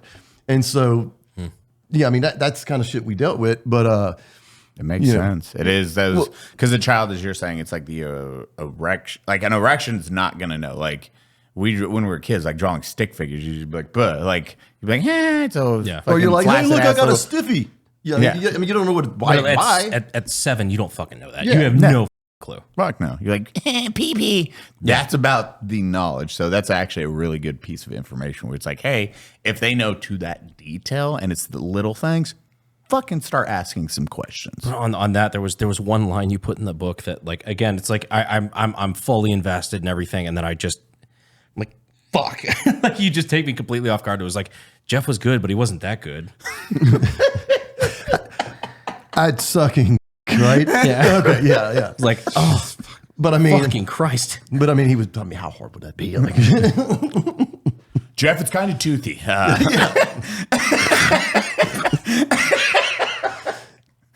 Are you doing a Yelp review 1 star of the karate dojo? That's it.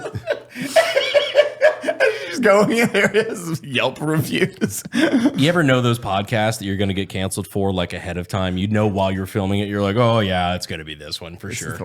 No, but all we're trying to do with this podcast is bring awareness to abuse and just trying to help other people. Well, and hopefully this model's like you don't have to be, scarred for life. I mean, and don't get me wrong, it helps that I never have to run to Jeff at the grocery store, or Jeff's, got another karate team he's bringing on a karate trip, knowing that he's probably abusing people. So that helps. But, it's something that you can't. That's what you should take away. Yeah, right there. It helps that he doesn't exist anymore. Well, do that with you will. If he ever gets cancer. No, but that was one of the more interesting stories you tell in the beginning too. Is when you went to some, I think it was like some wellness gym or something like that, and you ran into a guy who looked like just like Jeff. him. No shit. And so, I mean, me and my brother and my dad were like, huh. And so on the car ride home, I was like, oh my God, I thought it was Jeff. And Daddy goes, I didn't. I knew it wasn't him. Oh, you told that exact story. I knew it wasn't. I knew it wasn't him. God damn, Dad. Pops. Then there was another time he was out back and he was like lighting the charcoal, and he goes, hey, you want to see Jeff? And I'm like, no, why would I want to see Jeff? And he goes, if you do, then he lit the charcoal and he squeezed the lighter fluid. He goes, he goes, look down there. God, he's in hell. Jesus Christ. That's fucking God. Gangster. When was it? Like, when did the joking about that start with your pops, that especially? Was probably that same summer. Because, I mean, we were at the gym and we were cooking the hamburgers that summer. And then that's what, see, that's fucking awesome. Your dad normalized, like it's that hard one where it's like normalizing, both of you normalizing the behavior, and where you can joke about it, make it the best of the situation. And then now look at you. I'm sure a lot of people, I can't speak for it, but a lot of people do probably appreciate that level of like lightness that you bring to we said a dark subject. And you're like, hey, look, you're fine. You're helping people, and then you're making light of it, and then you're making us uncomfortable but laugh at the same time too. Because we all know it's dark. We all know this is a very serious topic, and like everybody and their fucking mother knows that.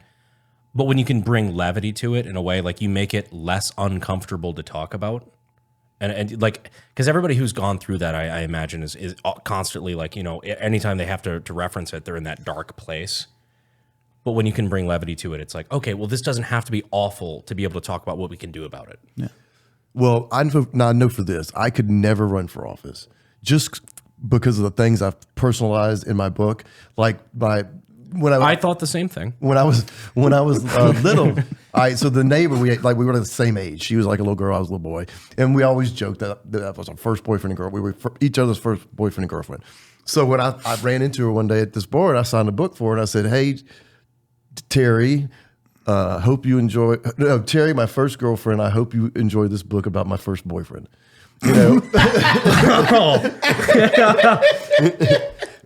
Jesus.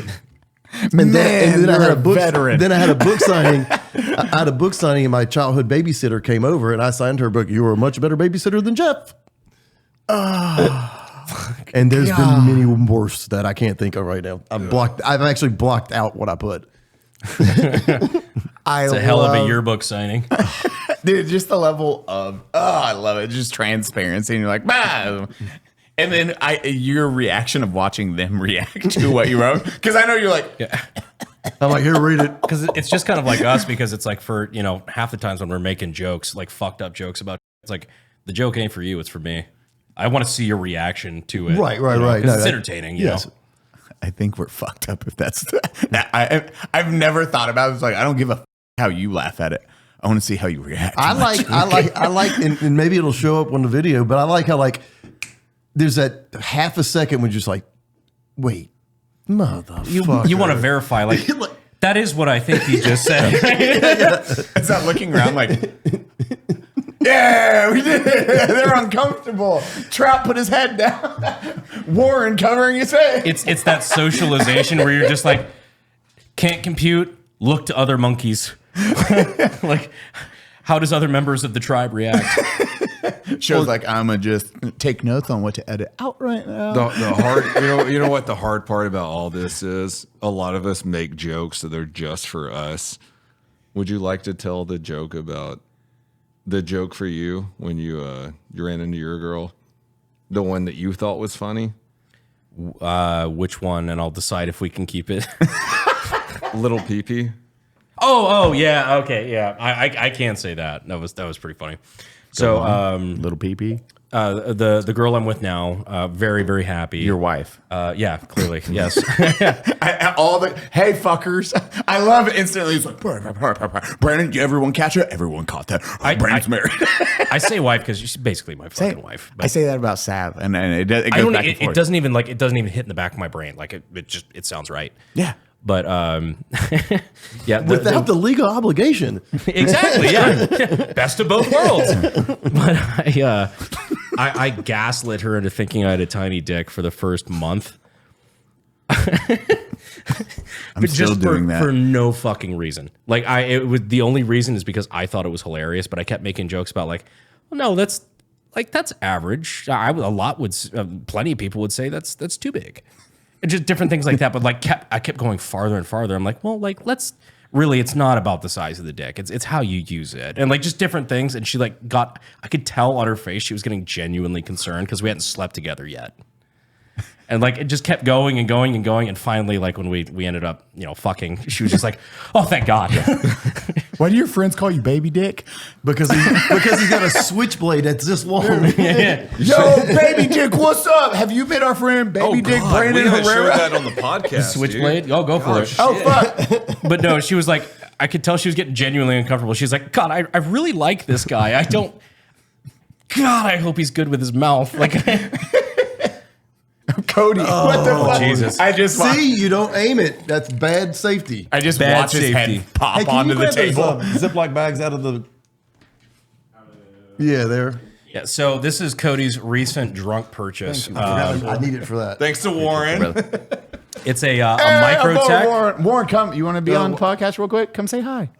Do you want to deploy the... Yeah, you can deploy it. This is yours. I've deployed it, and trust me, Warren is an amazing. He's a car guy. He's a friend. He came to one of the first live fucking show heavy, we did. too. So Baxter and Warren. Warren came. How long have you been watching us?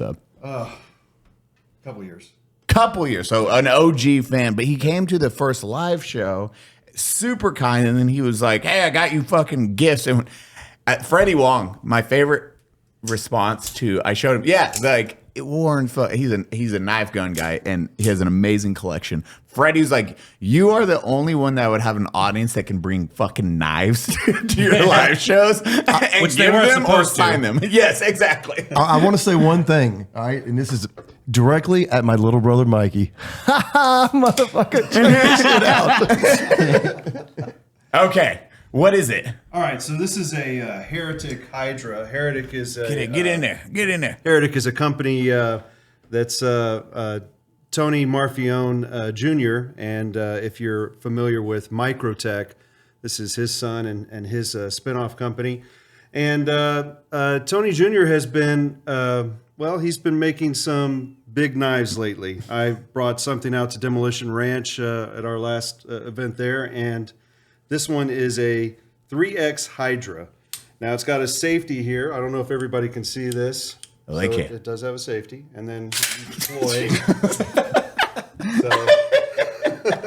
And you know, That's a knife. I don't know if you can see this, but it is very thick. I mean, you can take a tree out with this. Almost as thick as the average San Antonio woman. Charles Barkley would appreciate that. them big old women in San Antonio. Terrible You in can San cut your Antonio. tacos with this. And this is a single action. So with this one, unlike the other one where you have to use all your strength to try and get it to retract, this one you actually pull back, and there you go. Holy shit. So, yes, Cody had to have it. It was hilarious because you guys seen each other the next day after we were texting, and you sent that video, and then you're like, oh, Mine. yeah. I was like, what the fuck? Thank you, Warren, you beautiful son If you of a want your girl to think you got a little dick, bring one of those home. God damn, that's slapping one on the table. Yeah, right. That is a true Mexican switchblade. Yeah, right there. I don't know. Maybe yesterday I had a Why? mimosa. Because it works? I text Warren. I'm like, hey, what's up? He's like, hey, I'm at a local place that we hang out, and I'm like, oh, do you have that giant knife? He's like, yeah, I've got the giant knife. So we went over there and we got the thing. It's so cool. How fucking awesome would that be if they're like, now, at the Price is Right, how much for this knife? Yeah, how much would you think versus God? You got a fucking problem, Mister? Chink. No. That's not a knife. This is a knife. Yeah, God. How much was that? It was like $50. Yeah, dude. It 50 was like bucks. $120. Yeah. I'll give you a book and I'll trade you. Good luck sneaking that through TSA. What's the steel? What is that steel? I forgot I flew. $390 steel. Yeah, it's real steel. No, Oh, that's really it's nice. what That's steel? $390. That's very nice. It's fucking, sharp as fuck, too. Yeah, that's super nice. You have no idea Oh, how I long know. we spent stabbing a fucking ballistic dummy gummy bear with that yesterday. Dude, it's just How did hefty. it penetrate? Honestly, the Like gel was Jeff. too thick.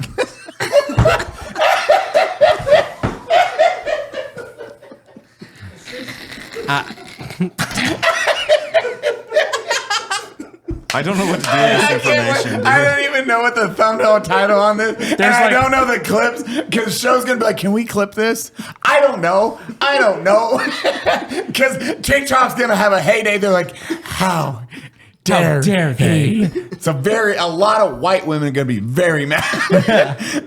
What else is new? They don't give me no pussy anyway, so fuck them. Every time you fucking drop one of those, there's like 3 levels of like, that's not what he meant. That's absolutely what he meant. Please don't react the way you fuck. And I just laugh involuntarily. I'm just having the best time right now. You started so hard. I was like, yay! I was worried. There was like 2 or 3 jokes. I'm like, man, this might be too far. And like after the first 2 minutes, I'm like, nah, no fucking way. We're good. No, yeah, I'm sorry. My tism is like Mike's His tism is good audio. Yeah, good audio. Must make audio good. All alone? Now time to trim the old pubes. Hey there, beach babe. Are you ready to soak up those summer vibes and get the perfect beach bod? I don't have pants on. Yeah, I noticed. Well, you're in luck, because our friends over at MANSCAPED.com have you covered from head to toe. With the Performance Package 5.0 Ultra, they'll have you looking and feeling good this summer. Trust Manscaped to unlock the confidence you need to turn heads this summer season. Join the 10 million men who already trust Manscaped and use discount code UNSUB at checkout to get 20% off your order plus free shipping. Let's make this summer your smoothest one yet. Keep your ear and nose as tidy as your hedges. With the Weed Whacker 2.0 ear and nose head trimmer, you'll be looking classy as ever. The updated Lawnmower 5.0 Ultra groin and body hair trimmer got a summer makeover. It's waterproof now for all those times you need to shave your groin or body hair at a pool party. So get 20% off plus free shipping using code UNSUB at manscaped.com. The summer sun is here to stay, so trust Manscaped to keep those pubes at bay. So we also, you had to Uber here from the airport. Yes. You had to Uber from your house. Would you like to explain why? Oh my God, yeah, I forgot. We haven't mentioned that on the podcast yet, I don't think. All right, so I had a TRX, right? So I was driving my TRX, and I was going around the curve, Like, okay, mind you, I've been in like 100 police chases before. I've never gotten into a vehicle accident. Never gotten into a wreck before. Too late to knock on wood, dude. I was like, man, Captain Hindsight. So, like, outside my neighborhood, there were sprinklers, and I took this curve that I would take normally at this speed, and the fucking T-Rex spun around, and I tried to control it, and I'm normally good at controlling myself and shit like that, and just rammed it into a tree. T-Rex. Yeah, I no longer have a fucking T-Rex. Yeah. Which I was amazed T-Rex. because once I saw, like, I left your neighborhood and I saw exactly where you hit. I'm like, holy fuck. It was a small tree. I think for how much it did to the truck. I think replacing the engine a couple months ago like had something to do with it because it fucking took off on me. And like my friend that was in the car at the time was like, why the fuck did it take off on you? Because I took my, like, I know how to correct. I know how to do these things. I've been through just full acceleration. Yeah, I know how to do offensive. Like I've been through so many offensive and defensive driving courses. It just fucking took off on me. Correction of offensive driving is when you just yell the N-word out the window. That is true. That is true. But you know, playing spoons. Yeah. But anyways, I fucking wrecked my TRX. Yeah, the TRX starts flying. I just picture a course where that's what you have to do. We're teaching offensive driving. They just have like, cards you have to read out as you drive by.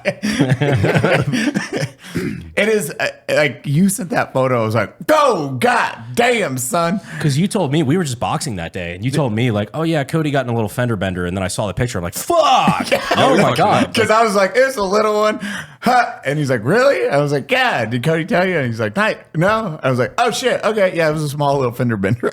And then you sent the picture. He's like, "What the?"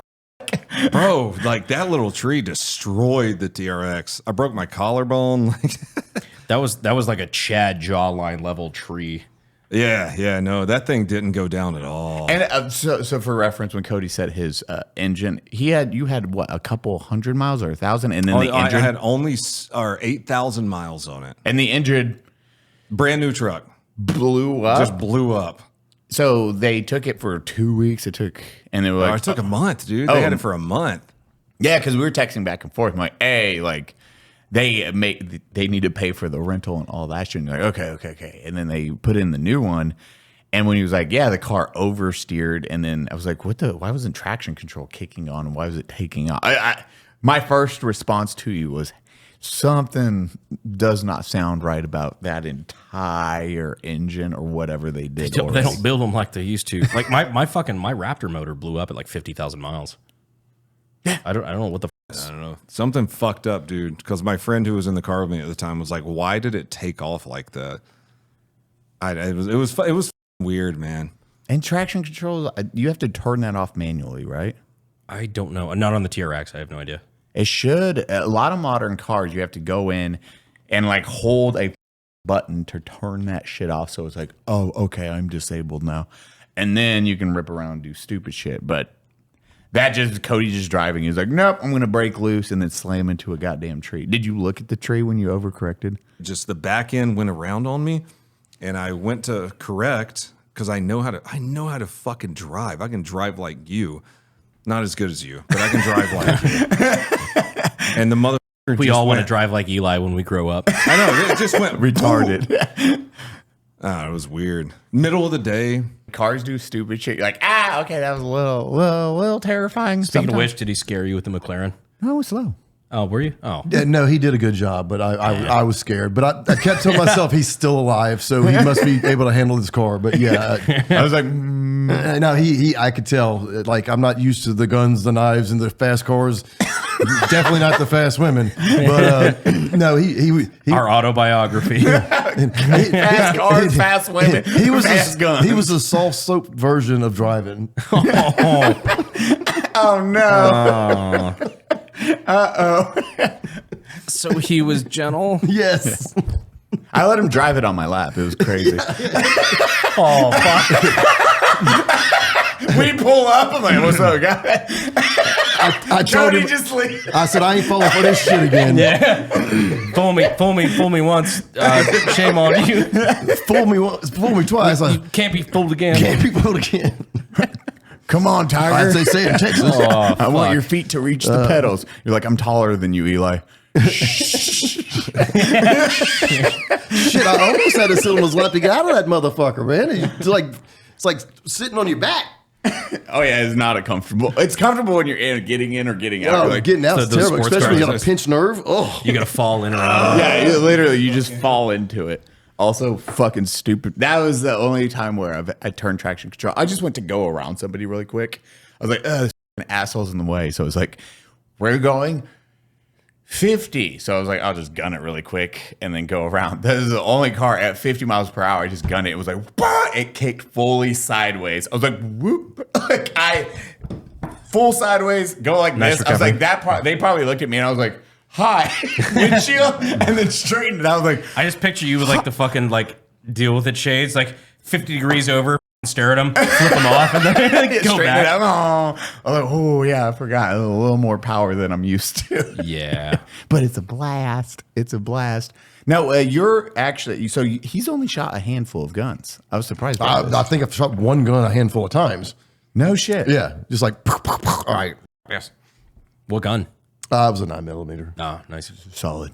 Good round. I was wondering if it was just like a 38. I know. I was like, it's going to be a 30. I would have, but it was taken away by the judge, apparently. Yeah. Well, we'll have to ask the judge's kid and see where that gun ended up. Yeah, that would be nice. Send it to Smithsonian with the shirt. And we have the boots, too. My sister wanted me to bring the boots, but I'm like, fuck. The hat. Where's the hat? We can make replicas. I've made a replica of it. Someone sent like the artwork, and I just upload the file to Amazon, and I get a hat. And actually, the girl, my ex that did the T-shirts, I'm sure she can do hats too. So whenever you provide the link, which now I find on my phone, people can probably order it from there as well. Yeah, absolutely. What was your reaction watching like Brandon? How much did you watch of Brandon stuff before that video? Never heard of him. No shit. No, So He was like- better off, actually. Yeah. No, I'd gone on Tiger Droppings because that's like love the name. Yeah, right. Every time you say it, I'm like, you're like, I'm on tigerdroppings.com. I was like, this is That's the most jarring thing you said. it's the poop about LSU Tigers, So someone said Herrera films Gary Plauche Father's Day video, and I'm Jody Plauche on there, so they know me, and so I was like, shit. So I clicked on it, and I was like, all right. So then after that, I watched the video. I even showed my mother. My mother enjoyed it. that's a reaction That's video. fucking cool. Dude, that's such a good reaction video. You guys reacting to watching that together. And so, so I watched the JFK video where he, to me proved that Oswald at least didn't hit him in the head from behind. And then I watched a couple of the Darwin Awards. Oh yeah, the Darwins is. Yeah, and if you're gonna have me, someone who like has nothing to do with guns, nothing to do with politics, sit down and watch these videos and actually enjoy them, that was the best part about it. And again, I really appreciate the safetiness that you stress as far as being a responsible gun handler and gun owner. Oh yeah. For sure, because and that's what we were talking about a little bit beforehand. Is like, look, if you're like, I absolutely advocate for gun ownership and everything like that. But if you're going to have it, not that I want it government mandated, but everybody has a certain level of responsibility when they take that on. When you own a gun, when you carry a gun, especially, it's like you owe it to yourself and everybody you're around to have a certain level of marksmanship, like your father exhibited, and also just gun safety in regards of like keeping yourself safe, especially if you have kids in the house and things like that. There's certain levels of things that you need to think about. My best friend Dave, that wrote the foreword to the book, he put it in a way that I kind of liked. He's like, a gun, I'm specifically talking about protection, not for like shooting, for sport or whatever. He said a gun should be like a spare tire. You take it out only when you need it. Yeah. So I was like, that's a pretty good. Well, good answer. The thing I was always told, and I kind of stuck with me, was a gun is more like a parachute. If you have one and don't need it, you're fine. And if you need one and don't have it, you'll never need one again. Yeah, you're fucked. You're that 10-year-old Jody. It is. Dude, gun ownership's a weird, because it's the one thing we talk a lot about, but like the ownership of it, or even when you're carrying, I'm very big on, if you carry, just as Brandon is saying, practice. Yeah. God damn it. If you And carry, don't shoot like this. I mean, I can shoot like that. That's a still Baton hit. Rouge thing right there. Like, no, it's like that's Baton Rouge. the Baton Rouge. There you go. We need to come up with a shot, the Baton Rouge shot. Like like a alcohol-wise. drink? Yeah, because like we already have the I was Kyle going to say Rittenhouse. HVR. I was about to say, yeah. Yeah, it was like Make an that a HVR. drill. You have to hold it like that. Come on now. you Y'all know, missed the obvious. because you know the Kyle Rittenhouse shot Yeah. Oh, yeah. is what is that? However many shots. 3 shots on a chaser. Yep. I forgot you did that one. That was during the. So the Baton Rouge shot's pretty clear, right? Vodka with a splash of milk. I know where that joke is. You gotta warm it up. Oh, he has less of a line than anyone I know. Wow, and I love it.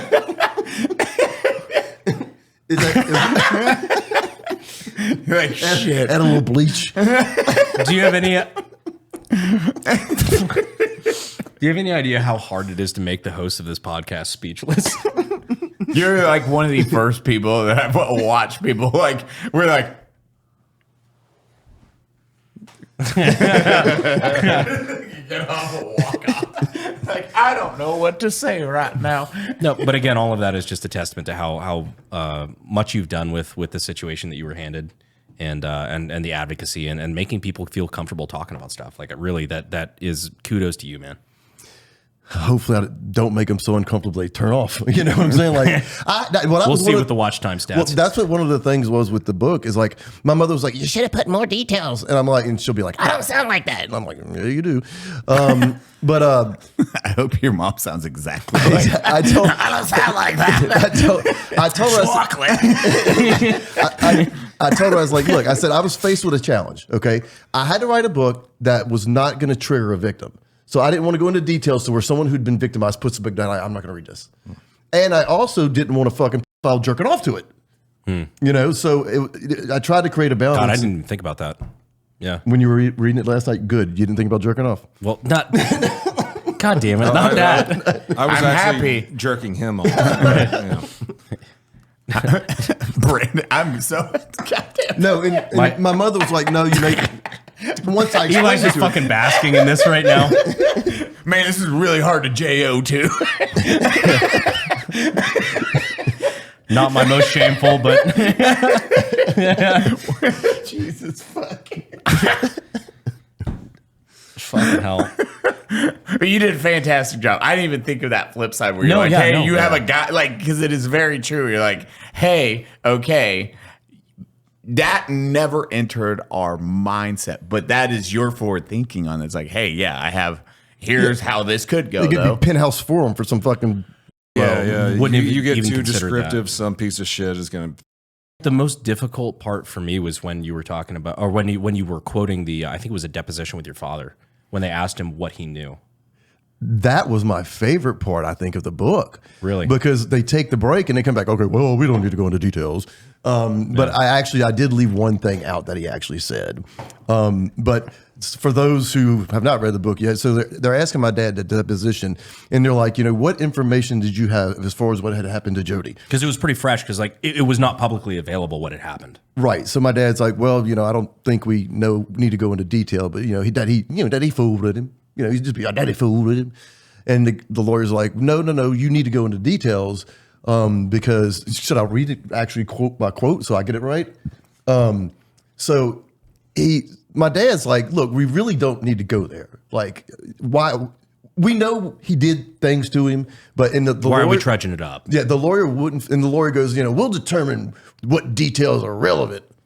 And so my dad went all Samuel L. Jackson. Well, he's looking for that. Yes. Is the idea of you're trying not to also produce something like a tutorial for future.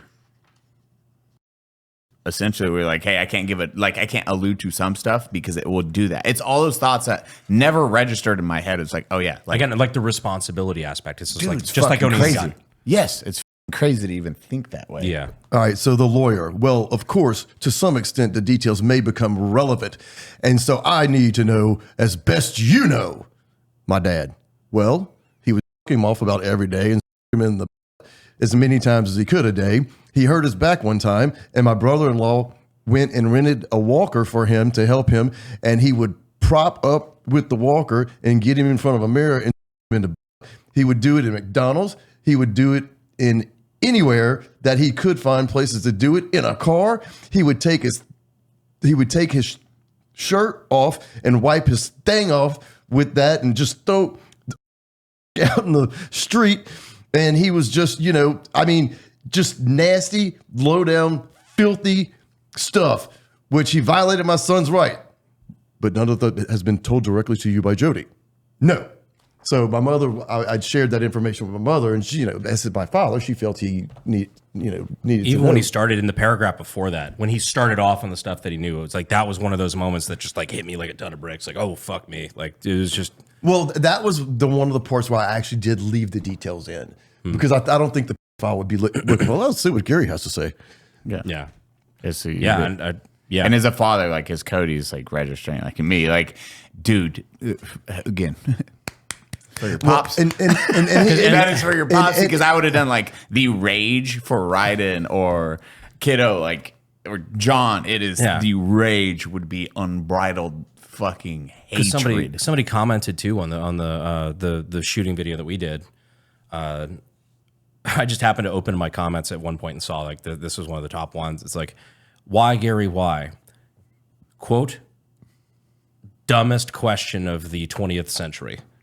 And it's like not every father, like but it's not. You got to realize Mike Burnett is the one who actually sat my parents down when the hospital report came back positive. So Mike Burnett, when he's asking why Gary, why did you shoot? He knew why he fucking shot him. Yeah. He was asking him, Gary, why would you put yourself to be put in a position to be prosecuted where you're going to jail for the rest of your life, and you got 4 kids at home and a wife? So that's why he was like, Gary, why?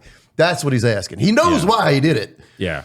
And his deposition was great too. They asked Mike, they were like, well, when did you realize that Gary had shot Jeff? He goes, when I turned around and saw Gary holding the gun. Like, that's why I said, why Gary, why? And then court, the jurors set the tone. They were he pled no contest. He actually got a plea deal because they weren't going to convict my dad for shooting Jeff in Baton Rouge, not in 1984. No, not especially at that time. Especially with the rags out the window testimony. What did he plead it down to? He pled no contest to manslaughter. He was sentenced to 7 years hard time, suspended 300 hours community service, and 5 years probation. And his probation officer, his son has told me messaged me that my dad was his favorite person he ever supervised because my dad wasn't a criminal. Outstanding citizen. Yeah, he was an outstanding citizen. I mean, he was a pillar of the community. I mean, he coached Little League. He didn't even know shit about soccer, but he was coaching soccer. He was on the sideline. He was involved with his kids. I'll tell you this about my dad. In 1977, I think my brother started playing Pee Wee football, and I was the water boy, so I'd have been like 5 years old. Well, that team my dad coached was the only team in Baton Rouge that was integrated. We were mixed, and we would go play the Southside Rams. They were all black. We'd go play the Marydale Warriors. They were all black. We'd go play the Broncos. They were all white, little fucking pricks.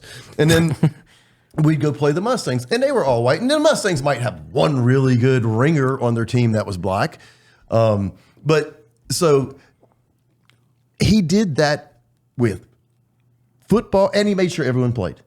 If it was one play, he made sure everyone got in the game. And he's coached softball and baseball. He coached, like I said, soccer, which he knew nothing about. And so everyone knew my dad. My dad sacrificed the 1979. If you go look at, you got LSU shot glasses. If you Google like greatest game in LSU Tiger Stadium, and Tiger Stadium is known for its, being one of the greatest stadiums of all time. In 1979, USC was ranked number 1. They had 2 Heisman Trophy winners on that team. They came to Baton Rouge. My dad took us to New Orleans to play against another team in the Superdome. So my dad knew he had to miss the LSU USC game to because he didn't have to. It wasn't scheduled, but my dad took it like the week of. He had to give up his, presence at that game. And it's known as the greatest Tiger football game, LSU game in Tiger Stadium. So he sacrificed that. So everyone knew my dad was a good person. He was a great man. And I'm going to tell you this: take away the shooting, he's still the father of the year. What is your favorite core memory of your pops? Favorite core memory, like something where you're like, man, this is one of my favorite moments with my pops that really registers just as a dad being a dad, like either fun or something where he instilled something into you. I think my favorite moment with my father was, I think it was like September 30th, 2002. You're flew really up good with dates, bro. He flew up. Well, you even say that in the book. You're like, the date was exactly this at this time. Don't ask me why. I don't know why I know. You like, and that's a testament to you. Like, even at lunch, I was like, man, this dude is fucking really good with dates. I can't tell you. Ryden was born on. I know that date. That's about it. I'm like, bro. So him and my little brother, they flew up, and I got my little brother like a free trip to New York City because I told him, I said, my dad can't travel alone. He needs someone with him. So my little brother and dad fly up to New York City. Why's that? They get. We were going on the John Walsh daytime talk. No. Why he couldn't fly alone? He was to get the little brother. I was just trying to get my brother a free trip to New York. So, oh. Yeah, I was like, Mike, I'm like, Mike, I got you a free trip to New York. He goes, motherfucker, I don't get paid days off. I said, where you coming? So they came up, and we did the Circle Line tour in New York City, and my dad was like, this is one of the greatest days of my life. So I think just having that moment, that was pretty awesome. Then 2 days later, the motherfucker from Baton Rouge started sniping people in D.C. What'd you guys do together? Was he a Baton Rouge guy? I didn't know that. Yeah, he had Baton Rouge ties. He had Baton Rouge ties. No shit. The DC snipers? Him and his nephew? Yeah, it was like him and someone related to Well, him. because when we went on that You show, remember that, I Eli? asked John Walsh, because on October 2nd, 2002, they had the first White House conference on missing and exploited children, right? And so I asked John Walsh, I said, hey, you going, on Wednesday? And he was like, yeah, are you? I'm like, I didn't get an invite. He goes, tell my people, I'll get you there. And so I'm sitting at D.C. on October 2nd, 2002 with John Walsh. I shook George W. Bush's hand. That's the two presidents, Trump and Bush.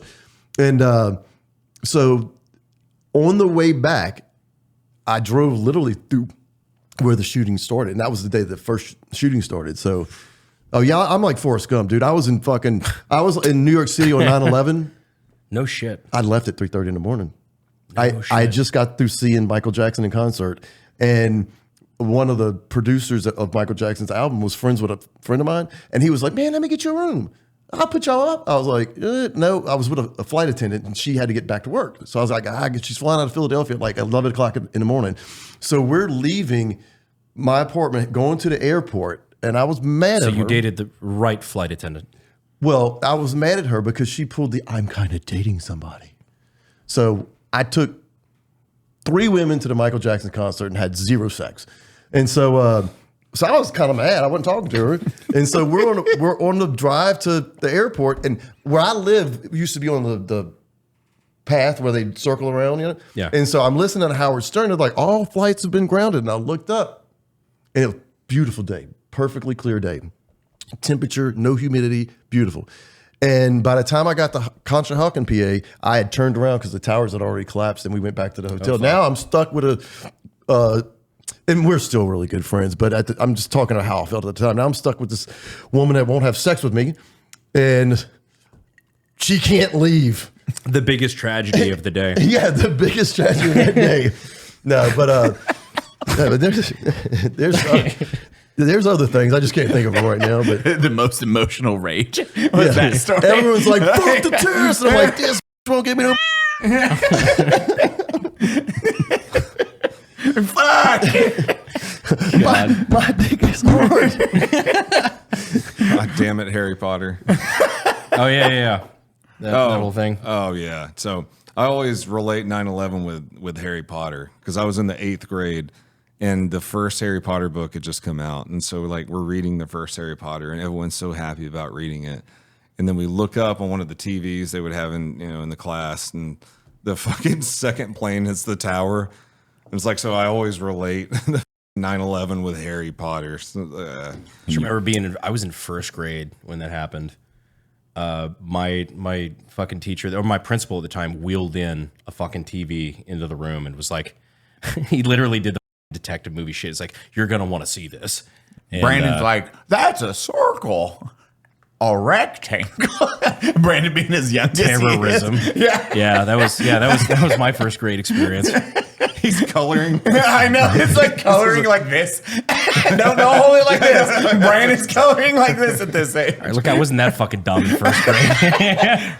It's kind of wild. God, that's wild to think about. Like 5 years old. Goddamn box cutters. 7 at first grade. Yeah, 5, 6, 7. Yeah, about 6 or 7. I was born in November of '95. So okay. That's crazy. That's when November what? 20. My dad's the 10th. Oh, okay. Well, My dad, like I like to fuck with my mom. I'm like, your birthday has killed Elvis Presley, Babe Ruth, and Aretha Franklin. Holy shit. I mean, she's got a pretty good one. My birthday finally got one. I got Jerry Springer a couple of years ago, April 27th. Jerry Springer's dead? Yeah.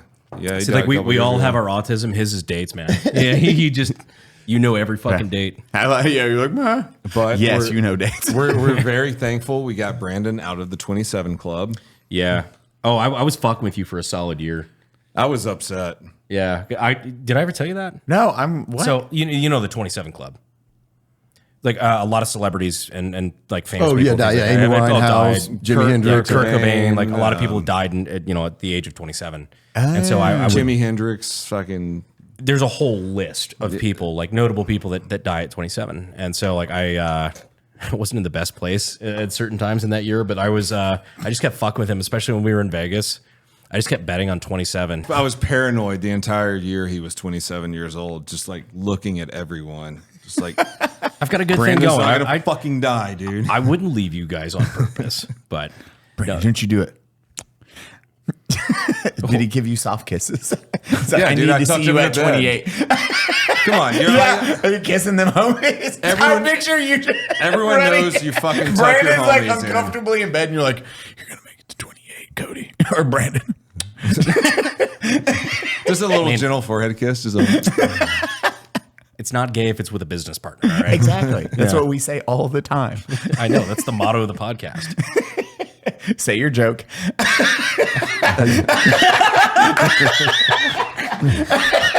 seen that hamster. Like, yeah.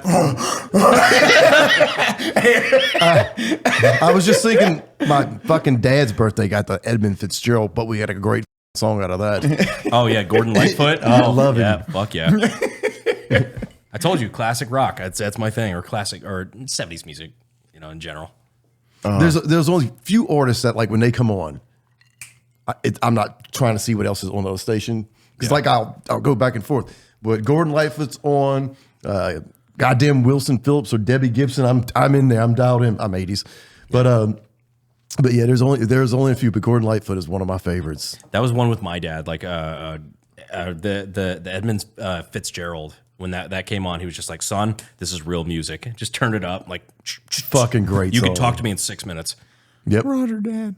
Cody, do the good, deed. sir. We doing it? Yep. All right. Guys. Wait. I haven't given the final. Oh shit. Oh, Holy shit, you have more things? Oh yeah. I was happy with this. Well, I'm taking that one back home. Y'all can keep that. I know. That's ours now. Fuck. I got guns and knives and okay, y'all can have that motherfucker. That would go framed on the background. No over fucking there. That'd be shit, like, right? and here it is. I should have thought clearer before I brought that. you're not leaving with it, just so you know. That's ours now. All right, so this is your copy. This is your copy right here. But I've included a very special gift. It is my dad's 1982-83 hunting license. Holy fuck! He's dead, so you can't get his autograph, but that's his signature right there. And that's for us. This is for you. Oh my for y'all. God! Yeah, for y'all. Thank you. Oh, holy fuck! Bro, we gotta. That That goes on the fucking. That goes on right. the wall. That's a shadow box right there, dude. Thank you. Yes. Shadow box that under it. Like, Holy shit! boom. Oh, that is a shadow That's box. very cool. And he was hunting Files in 84. I couldn't get you that one. That wasn't an official permit. Seriously, thank you so much for that. That is incredible. Holy fuck, that's amazing. Dude, thank you, Dude, brother. I figured, I mean, dude, y'all paid tribute to my dad on the 40th anniversary on Father's Day. So, you know, I felt like that's something that, you know, y'all are obviously, you know, gun lovers and advocates for safety. So yeah, I thought that would be like a little special thing to bring y'all. Dude, That's incredible. Thank you so much for that. Really appreciate you, brother. Thank you so appreciate you so much. goddamn And thank you for coming on. Thank you for sharing your story with us as well. Thank you for having me. Dude, it's a pleasure. We're going to close out, but we're going to do an after show. Cody's going to close us out, though, and then we're going to have a little more fun. Well, everyone, thank you for joining one of my favorite episodes of the Unsubscribed podcast. Today, I was joined by Eli Doubletap, Jody Plauche, Brandon Herrera, and myself, Donut Operator. Check out the after show on Patreon. Let's go. Did he say it wrong, though? He said Plauche. It was good enough. Plauche. Okay. I wasn't sure. Wait, there's an after show? It's like 10 10 minutes. So where we do karate. Yeah. No, of course. No. Bye, guys. And that's how it is.